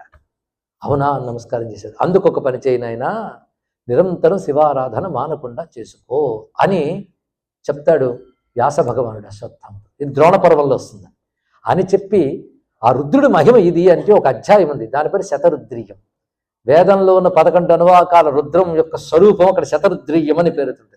అంటే అది వేదం కనుక అందరూ అది చదవడానికి కుదరదు కనుక ఇది చదువుకుంటే ఆ ఫలితం వస్తుందని కూడా చివరికి ఫలశ్రుతులు చెప్తారు. అద్భుతమైనటువంటి విషయములు అందరూ ఉంటాయి. రుద్రుడి యొక్క మహిమ అక్కడ ప్రస్తావన చేశారు. మళ్ళీ అశ్వమేధ పర్వంలో యుద్ధం అంతా అయిపోయింది, అందరు సెటిల్ అయిపోయారు ఎక్కడ వాళ్ళు అక్కడ. కృష్ణుడు ఒకసారి తీరిగ్గా ఉన్నప్పుడు అర్జునుడు వెళ్ళి అడిగాడు, ఇదే ప్రశ్న అడిగాడు. అంటే ఒక ఆయన చెప్పాడు కదా మళ్ళీ ఎందుకు అడగడం అంటే మరో వెర్షన్ విందామని, అదో సరదా. అంతేకాదు కొన్ని మంచి విషయాలు మళ్ళీ మళ్ళీ వినాలనిపిస్తుంది మనకన్నా. ఇదివరకు చెప్పానులేండి 2015లో అంటాం, ఇప్పుడు వస్తే ప్రవచనానికి. అప్పుడు చెప్పింది ఇప్పుడు గుర్తుకొచ్చింది, గుర్తు లేదు. మనం ఇన్నాళ్ళు గుర్తులేదు, ఇప్పుడు గుర్తుకొచ్చింది. అలా అనరు మహాత్ములు. మొత్తానికి కృష్ణుడిని అడిగాడు ఎవడాయన అని. అప్పుడు కృష్ణుడు చెప్తాడు, ఆయన రుద్రుడు అయ్యా, ఆయన వల్ల అన్ని జరిగింది, నువ్వు నిమిత్త మాత్రం అని చెప్పాడు. అర్జునుడు తెలివైన వాడు కనుక నెక్స్ట్ క్వశ్చన్స్ వేయలేదు, మనం వేయాలి. మొత్తం విశ్వరూప సందర్శన యోగంలో భగవద్గీతలో మొత్తం నా చేతనే వీళ్ళందరూ మరణించారు, మయాహత అని చెప్పాడే లేదు. ఇక్కడ నిమిత్త మాత్రం భవ సవ్యసాచన్, నువ్వు నిమిత్త మాత్రం మొత్తం వీళ్ళందరినీ ఎప్పుడో చంపేశాను అన్నాడు. అంటే నీకు వర్తమానం భవిష్యత్తు భూతం ఉన్నాయి కానీ కాలంలో 3 లేవు కనుక నీ భవిష్యత్తు కూడా నా గతమే, నా గతం భవిష్యత్తు వర్తమానం 3 లేవు. అవునా లేదా అని చెప్పాడు. ఉదాహరణకి గతం భవిష్యత్తు వర్తమానం ఉన్నాయా అండి? ఒప్పుకుంటారా? కొంచెం ఆలోచిస్తే ఒప్పుకో, అందుకే ఆలోచించాం. వచ్చింది బాధ. ఆలోచిస్తే తెలిసిపోతుంది, అది భయం మనకి. ఇగ్నోరెన్స్ ఇస్ ది బ్లిస్ అన్నాడు మహానుభావుడు. అందుకోసం జ్ఞానం వచ్చేస్తే కొన్ని ప్రమాదాలు ఏర్పడతాయి. అబ్బో, నేను ఇప్పుడు చిన్న మాట సరదాగా భూత భవిష్యత్ వర్తమానాలు లేవంటాను నేను. మీరు అవునా కాదు నాకు చెప్పండి, ఎలాగో చెప్తాను. ఇవాళ ఇప్పుడు వర్తమానం అవునా కదా? ఇది నిన్న భవిష్యత్తు, రేపు అంటారు. ఇప్పుడు ఈ వర్తమానం రేపటికి ఏమవుతుంది? గతం అయిపోతుంది. నిన్నటికి ఏమైంది? వర్తమానం భవిష్యత్తు అయింది. అయితే భవిష్యత్తు వర్తమానం గతమా? చెప్పండి. ఒక పాయింట్ మీద ఉన్నప్పుడు ఆ పాయింట్ ఈ పాయింట్ అంటావు, పాయింట్కి అతీతంగా ఆలోచించు. అది కాలం.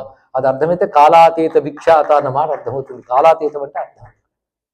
కానీ మన రిలేటివ్ టర్మ్స్ భగతం వర్తమానం భవిష్యత్తు అనేది ఆ స్థాయిలో చూడాలి. ఆ స్థాయిలో చూసే దర్శనం పేరు విశ్వరూప సందర్శనం. అది చూపించి ద్రోణంచ భీష్మంచ జయద్రథంచ కర్ణం తథాన్యాన్యపి యోధ వీరాన్మయాహత జహిమావ్యధిష్ట యుద్ధస్వ జయితాశరణే సపత్నాన్ అన్నాడు కృష్ణుడు. ఆ ఆస్పెక్ట్ అర్థం చేసుకోవాలంటే ఆయన మళ్ళీ చూపివ్వాలి మనకి. అర్జునుడికి ఇచ్చాడు కనుక అర్థమైంది, మనకి ఇవ్వలేదు, మనం తెచ్చుకునే ప్రయత్నము లేదు కనుక పర్వాలేదు. మొత్తానికి కాలాతీతం అనే కాన్సెప్ట్ గురించి ఆలోచిస్తే సర్వవ్యాపకుడైన పరమాత్మ అర్థమవుతాడు. పరమాత్మ గతంలో వ్యాపించాడా, వర్తమానంలో వ్యాపించాడా, భవిష్యత్తులో వ్యాపిస్తాడా? వన్స్ అపాన్ ఎ టైం విష్ణువు అంతటా ఉండేవాడేనండి. వన్స్ అపాన్ ఎ టైమా? నౌ ఇప్పుడు కూడా ఇన్ ఫ్యూచర్ నువ్వు ఉండవుగానే ఆయన ఉంటాడు. అందుకే భూత భవ్య భవత్ ప్రభు. చూసారా? ఆలోచిస్తే దేశకాలాలకు అతీతమైన భగవానుడు కనుక ఆయన దృష్టిలో గతం లేదు, వర్తమానం లేదు. అందుకే వీళ్ళందరూ ఎప్పుడు చంపేశాను అన్నాడు. ఇక్కడ నువ్వున్న పాయింట్ వేరు, నేను చంపాల్సి వస్తుందా, చంపేశాను పో అన్నాడు. ఇక్కడ అది అర్థం చేసుకోరు నాకు కాన్సెప్ట్. నేనే చంపేశాను అన్నాడు. ఇప్పుడు ఏం చెప్పాడు? ఆయనే చంపేశాడు అన్నాడు. ఎవడు? శివుడే చెప్పాడు. ఏదో ఒక మాట మీద ఉండండి, ఆయన చెప్పాడు, నువ్వు చంపావు, ఏదో తేల్చు అనలేదు అర్జునుడు. అది ఆయన తేలిపోయింది ఎప్పుడు అంటే ఇద్దరు కారు ఒక్కడే అని తెలిసిపోయింది. వాడే ఆ స్వరూపం, ఇది అంత స్పష్టంగా కనబడుతుంది. అంతేకాదు ద్రోణ పర్వంలోనే మరొక కాన్సెప్ట్ ఉంది. జయద్రథుడిని రేపు సాయంత్రం సూర్యాస్తమయంలో కూడా చంపేస్తానంటాడు అర్జునుడు మహాకోపంతో. ఎందుకంటే అభిమన్యుడి వధకు కారణం వాడే ప్రధాన కారణం. దాంతో ప్రతిజ్ఞ పడతాడు అగ్నిహోత్రుడి ముందు, రేపు సాయంత్రం లోపల జయద్రథుడిని చంపేస్తా అంటాడు. ఇక్కడ ఏది అగ్నిహోత్రుడి ముందు అందరూ భయపడిపోతారు. వల్ల కాదు, ఎందుకు ద్రోణాదుల చేత రక్షింపబడుతున్న వాడిని అంత తేలిగ్గా చంపడం. కృష్ణుడు శిబిరం వైపు వెళుతూ అర్జునుడితో మాట అంటాడు, ఏమిటయ్యా అంత ధైర్యంగా మాట్లాడో, ఏం చూసుకుని మాట్లాడావుంటే నిన్ను చూసుకుని స్వామి, ఆ ప్రతిజ్ఞ అందుకు చేశాను. ఎంత నమ్మకం అండి, ఎంత ధైర్యం అండి. పాప అలా నమ్ముకున్నందుకు ఎలా కాపాడేటట్టు కృష్ణ పరమాత్మ కూడా. సరే నేను చూసుకుంటాను అన్నాడు. ఇక్కడ ఒక అద్భుతమైన విషయం కనబడుతుంది. తిన్నగా శిబిరంలోకి వెళ్ళిన తర్వాత ఆ రాత్రిపూట ఆయుధాలన్నీ ఇక్కడ పెట్టి శివపూజ చేస్తాడు అర్జునుడు. ఎంత యుద్ధం చేస్తున్నా సంధ్యావందనం మానలేదు, పూజ మానలేదు. వాడు మనకు ఉద్యోగం చేస్తూనే ముందు మానేసే సంధ్యావందనం, తర్వాత మిగిలినవన్నీ కూడా. అంత యుద్ధంలో కూడా చేశారు వాళ్ళు. ఆ సమయంలో యుద్ధం చేయలేదు, అప్పుడు యుద్ధ నియమాలు ఉండేవి. సరే రాత్రి పూజ చేసుకున్నాడు, శివపూజ. కృష్ణుడు అలా కూర్చున్నాడు. ఆ చేస్తూ పువ్వులు తీసుకొచ్చి కృష్ణుడికి పూజ చేశాడు. ఆయన ఆ పాదాల మీద, తోడ మీద ఇక్కడ పువ్వులు వేసి నమస్కారం చేసుకున్నాడు. అయిందా, రేపు కలుద్దాం అని కృష్ణుడు వెళ్ళిపెడతాడు శిబిరంలోకి. వెళ్ళి కూర్చున్నాడు కానీ నిద్రపోలేదు కృష్ణుడు. ఆయన సారథి పేరు దారుకుడు. ఆయన పిలిచి, చూడవయ్యా అర్జునుడు ఎంత ప్రతిజ్ఞ పట్టేశాడో, కాపాడాలి నేను, చూసుకుంటానులే అన్నాడు. ఈ లోపల అర్జునుడు పూజ చేసి పడుకున్నాడని కృష్ణ పరమాత్మ వెళ్ళి ఆయన చేయి పెట్టి తీశాడు. అర్జునుడు సూక్ష్మ శరీరాన్ని తీశాడు, స్థూల శరీరం కాదు. సూక్ష్మ శరీరం ఎక్కడికైనా గమనం చేయగలదు, దాన్ని తీశాడు. ఇవన్నీ ఆస్ట్రల్ విజన్స్ అండి, ఇటువంటి చిన్న విషయాలు. ఆ సూక్ష్మ శరీరాన్ని తీసి ఒక్కొక్క పర్వతం, లోకాలోక పర్వతాలని భూమికి పైన ఉంటాయి, ఇవన్నీ దాటించుకుంటూ తిన్నగా తీసుకువెళ్ళి కైలాసానికి తీసుకువెళ్ళాడు అర్జునుని కృష్ణ పరమాత్మ. అక్కడ కైలాసంలో స్వామిని చూశారట. ఎంత అందంగా వర్ణించాడు ఆ వర్ణన. ఆయన కూర్చునున్నప్పుడు అంత ఎత్తునున్నాడు ఆయన.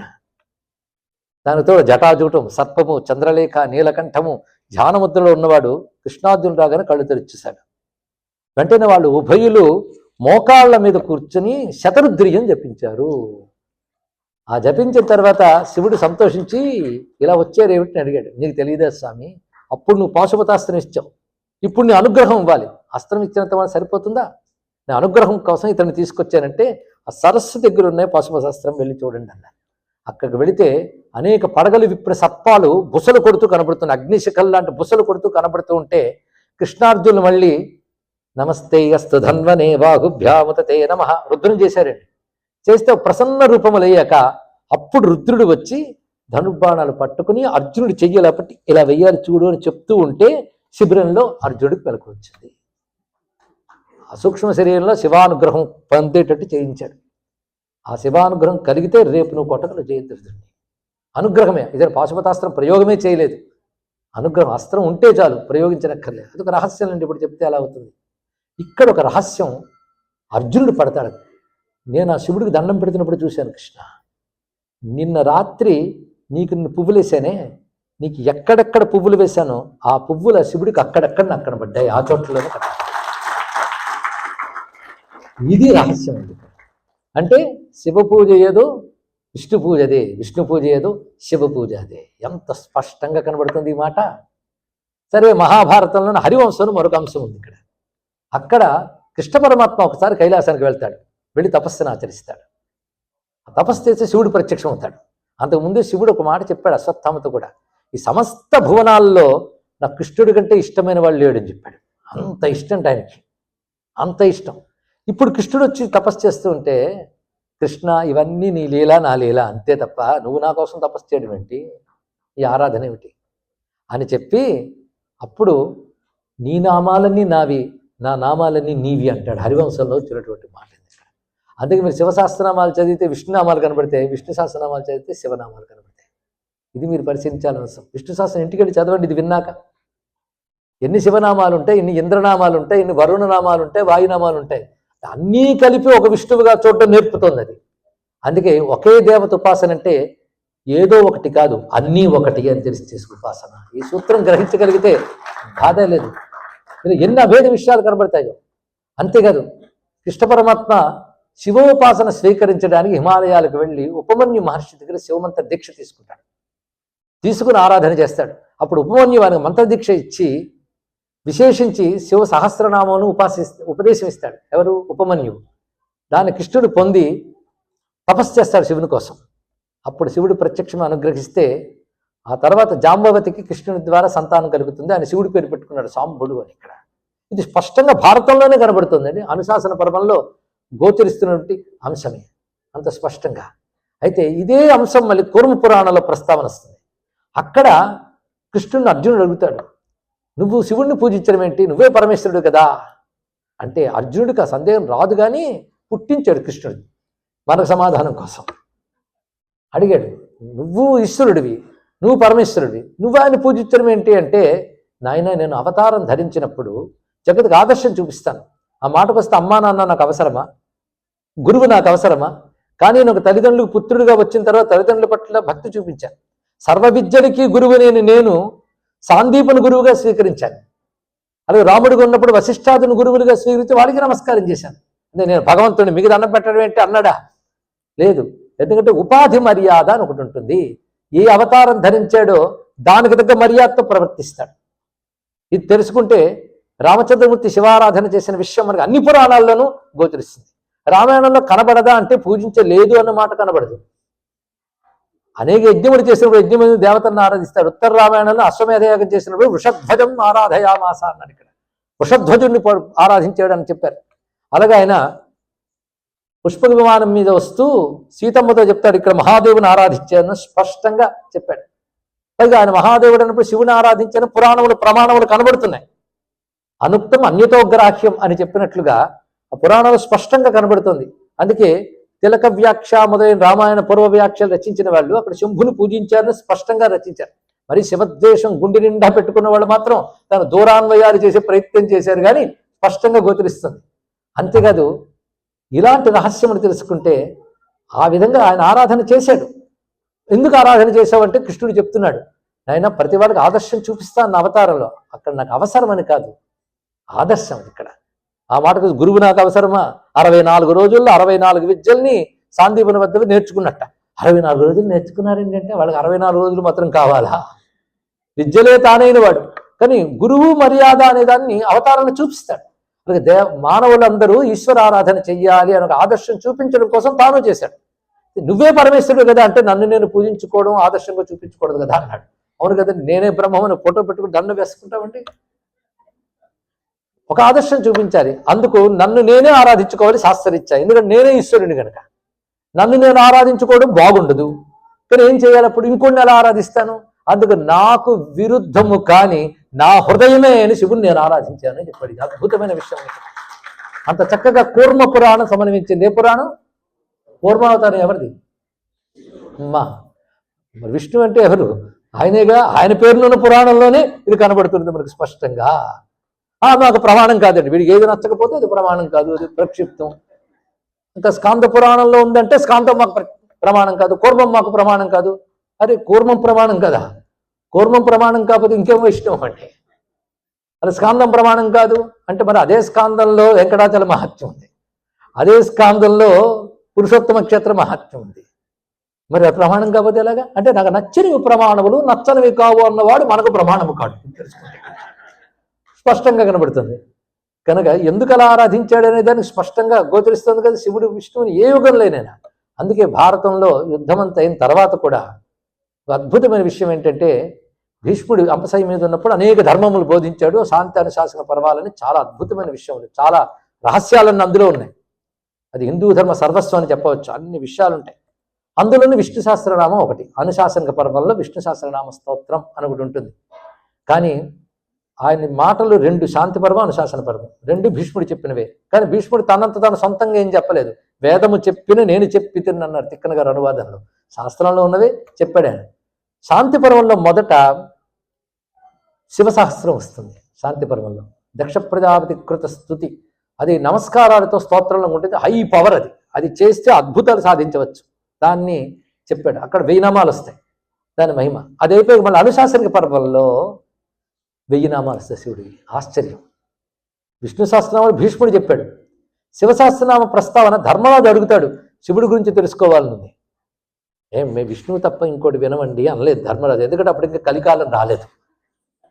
శివుడి గురించి అడిగాడు. శివుడి గురించి అడిగితే అంటాడు భీష్ముడు, శివుడి గురించి చెప్పాలంటే నాలాంటి వాడు ఎక్కడ చెప్పగలడయ్యా? ఎందుకంటే రక్తమాంసాల శరీరంలో ఉన్నవాడు ఏం చెప్తాడు? శివుడి గురించి చెప్పాలంటే ఒక్కడే చెప్పగలరు. ఋతే నారాయణాత్ శిక్ష శంఖ చక్ర గదాధరాత్. నేను శ్లోకవాక్యం చెప్తున్నది ఎందుకంటే ప్రమాణం కోసం. గ్రంథంలో ఉంది అక్కడ అనుశాసన పర్వంలో. శంఖ చక్ర గదాధారి అయినటువంటి నారాయణుడు తప్ప శివుడి గురించి ఎవరు చెప్పగలరు? మరి విష్ణు గురించి చెప్పేసేవి ఆయన భక్తుడిగా చెప్పానంతే. మరి శివుడి గురించి అంటే గురుగారు లేకపోతే శిష్యుడు ఎన్ని కబుర్లైనా ఆడతాడు. ఎదురుగా కృష్ణుడిని పెట్టుకుని నేనేం మాట్లాడతాను ఆయన చెప్తాడన్నాడు. అనడమే కాదు, ఇటు తల తిప్ప ధర్మరాజుతో మాట్లాడుతున్నవాడు మళ్ళీ అటు తిప్పి కృష్ణుడిని చూసి, ఎటు తిప్పాలన్న అంపశయ్య మీదే కృష్ణుడిని చూసి ధర్మరాజు అడిగాడు, కానీ మా అందరి కోరిక అది, నువ్వు శివుడి గురించి చెప్తే వినాలనుంది. పైకి చుట్టూ మహర్షులు ఉన్నారు, వ్యాసాది మహర్షులు ఉన్నారు, నారదాదులు ఉన్నారు, నువ్వు చెప్పాలయ్యా అంటే సరే అని కృష్ణుడు దర్భాసనం వేసుకుని ఆచమనం చేసి తాను ఉపమన్యువుని కలిసినది, ఉపమన్యువు తనకు అనుగ్రహించినది కథ వృత్తాంతం చెప్తూ శివసహస్రనామాన్ని చెప్తాడు. అక్కడ దీన్ని స్వయంగా కృష్ణుడే శివసహస్రనాలు చెప్పాడు. కృష్ణుడు శివనామం పలకడానికి అభ్యంతరం లేనప్పుడు మాకెందుకండి అభ్యంతరం? అంతేకాదు మరికొన్ని కథ అదే పర్వాల్లో విష్ణు సహస్రం అయిపోతుంది, అన్ని కథలు అయిపోతాయి. అన్నీ అయిపోయిన తర్వాత నాకు శివనామానికి అర్థం తెలుసుకోవాలనుంది అని అంటాడు ధర్మరాజు. మళ్ళీ అంటాడు.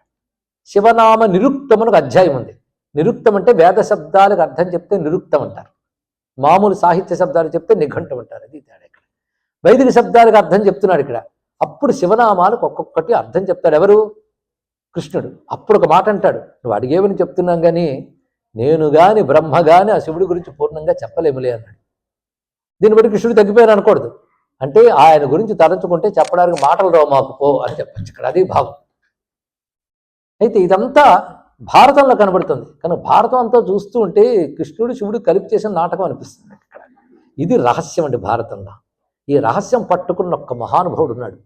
ఆయన మనం నమస్కారం చేసుకోవాలి. అదృష్టవశాత్తు ఆయన తెలుగు ఆయన తిక్కన సోమయాజి గారు. ఆయన తెలుసుగా తిక్కన గారిని ఒకరు ఉన్నారు. ఇప్పుడు జనరేషన్ పేరు చెప్పగలదు, తర్వాత అది కూడా ఉండదు. ఎందుకంటే భారతంలో ఒక పద్యం చెప్పగలమా పెద్ద క్వశ్చనే. కవిత్రయం పేరు అందరికీ తెలుసు కదండి. కవిత్రయం అంటే ముగ్గురే కదా. ఎవరు వారు? నన్నయ్య, తిక్కన, ఎర్రన. అందులో తిక్కన గారి పార్ట్ చాలా ఎక్కువ. 18 పర్వాల్లో 3 పర్వాల్లో సగం, 3వది సగం రాసి వెళ్ళిపోయాడు ఆయన. చివర ఆయన మిగిలిన సగం పూరించాడు ఎర్రన గారు. మళ్ళీ కిల భాగమైన హరివంశాన్ని రాశాడు. అందుకు ఆయనకి కవిత్రయంలో స్థానం. ఈ ఒక్క మహానుభుడు 15 పర్వాలు రచించాడు ఒంటి చేతి మీద. సామాన్యం కాదు 15 పర్వాలు భారతం అంటే. ఇది రాసిపెట్టి ఎవరికి అంకితగిద్దామా అని ఆలోచిస్తూ పడుకున్నాడు. ఆయన పేరేంటి? తిక్కన సోమయాజి. ఇప్పుడు మనకి సోమయాజులు, చతుర్వేదులు వారు కనబడతారు కానీ అక్కడ సోమం ఉండదు, యాగం ఉండదు, వేదం ఉండదు. పాప ఇంటి పేర్లు మిగిలాయి. కానీ నిజంగా సోమయాజి ఈయన తిక్కన సోమయాజి. ఈ మాట ఎందుకు చెప్తున్నానంటే యజ్ఞం చేసిన వాడు అబద్ధం ఆడకూడదు అని శాస్త్రం. అబద్ధం ఆడితే యజ్ఞపదం పోతుందిట. ఏదో ప్రాణరక్షణార్థం అబద్ధం ఆడితే సారస్వతేష్టినుడు చేసుకునే దోషం నుంచి బయటపడాలని చెప్తారు నియమాలు. కనుక ఆయన అబద్ధం రాయడని చెప్పడం కోసం నిజంగా తిక్కన సోమయాజి ఆయన సోమయాగం చేసిన మహానుభావుడు, వేదనిష్ట కలిగినటువంటి మహాత్ముడు. అలాంటి ఆయన భారతాన్ని రచించాడు. అని భారతం మీద అంత గౌరవం అంటే ఇది స్టోరీ అనుకోలేదు. లేఖ్యం బైన ఆమ్రాయమున్ అంటాడు ఇక్కడ. వ్రాయదగ్గ వేదము అన్నాడు. వేదం రాయకూడదు, వేదం శృతి. భారతం రాయొచ్చు అంటే వ్రాయదగ్గ వేదం అంటాం. ఎంత గొప్ప మాట చెప్పాడు. లేఖ్యం బైన ఆమ్నాయమున్ అలాంటిది రచించాడు. అది తెలుగులో. తిక్కన వాడినంత అందమైన తెలుగు తర్వాత కవులు కూడా వాడారో లేదో సందేహం.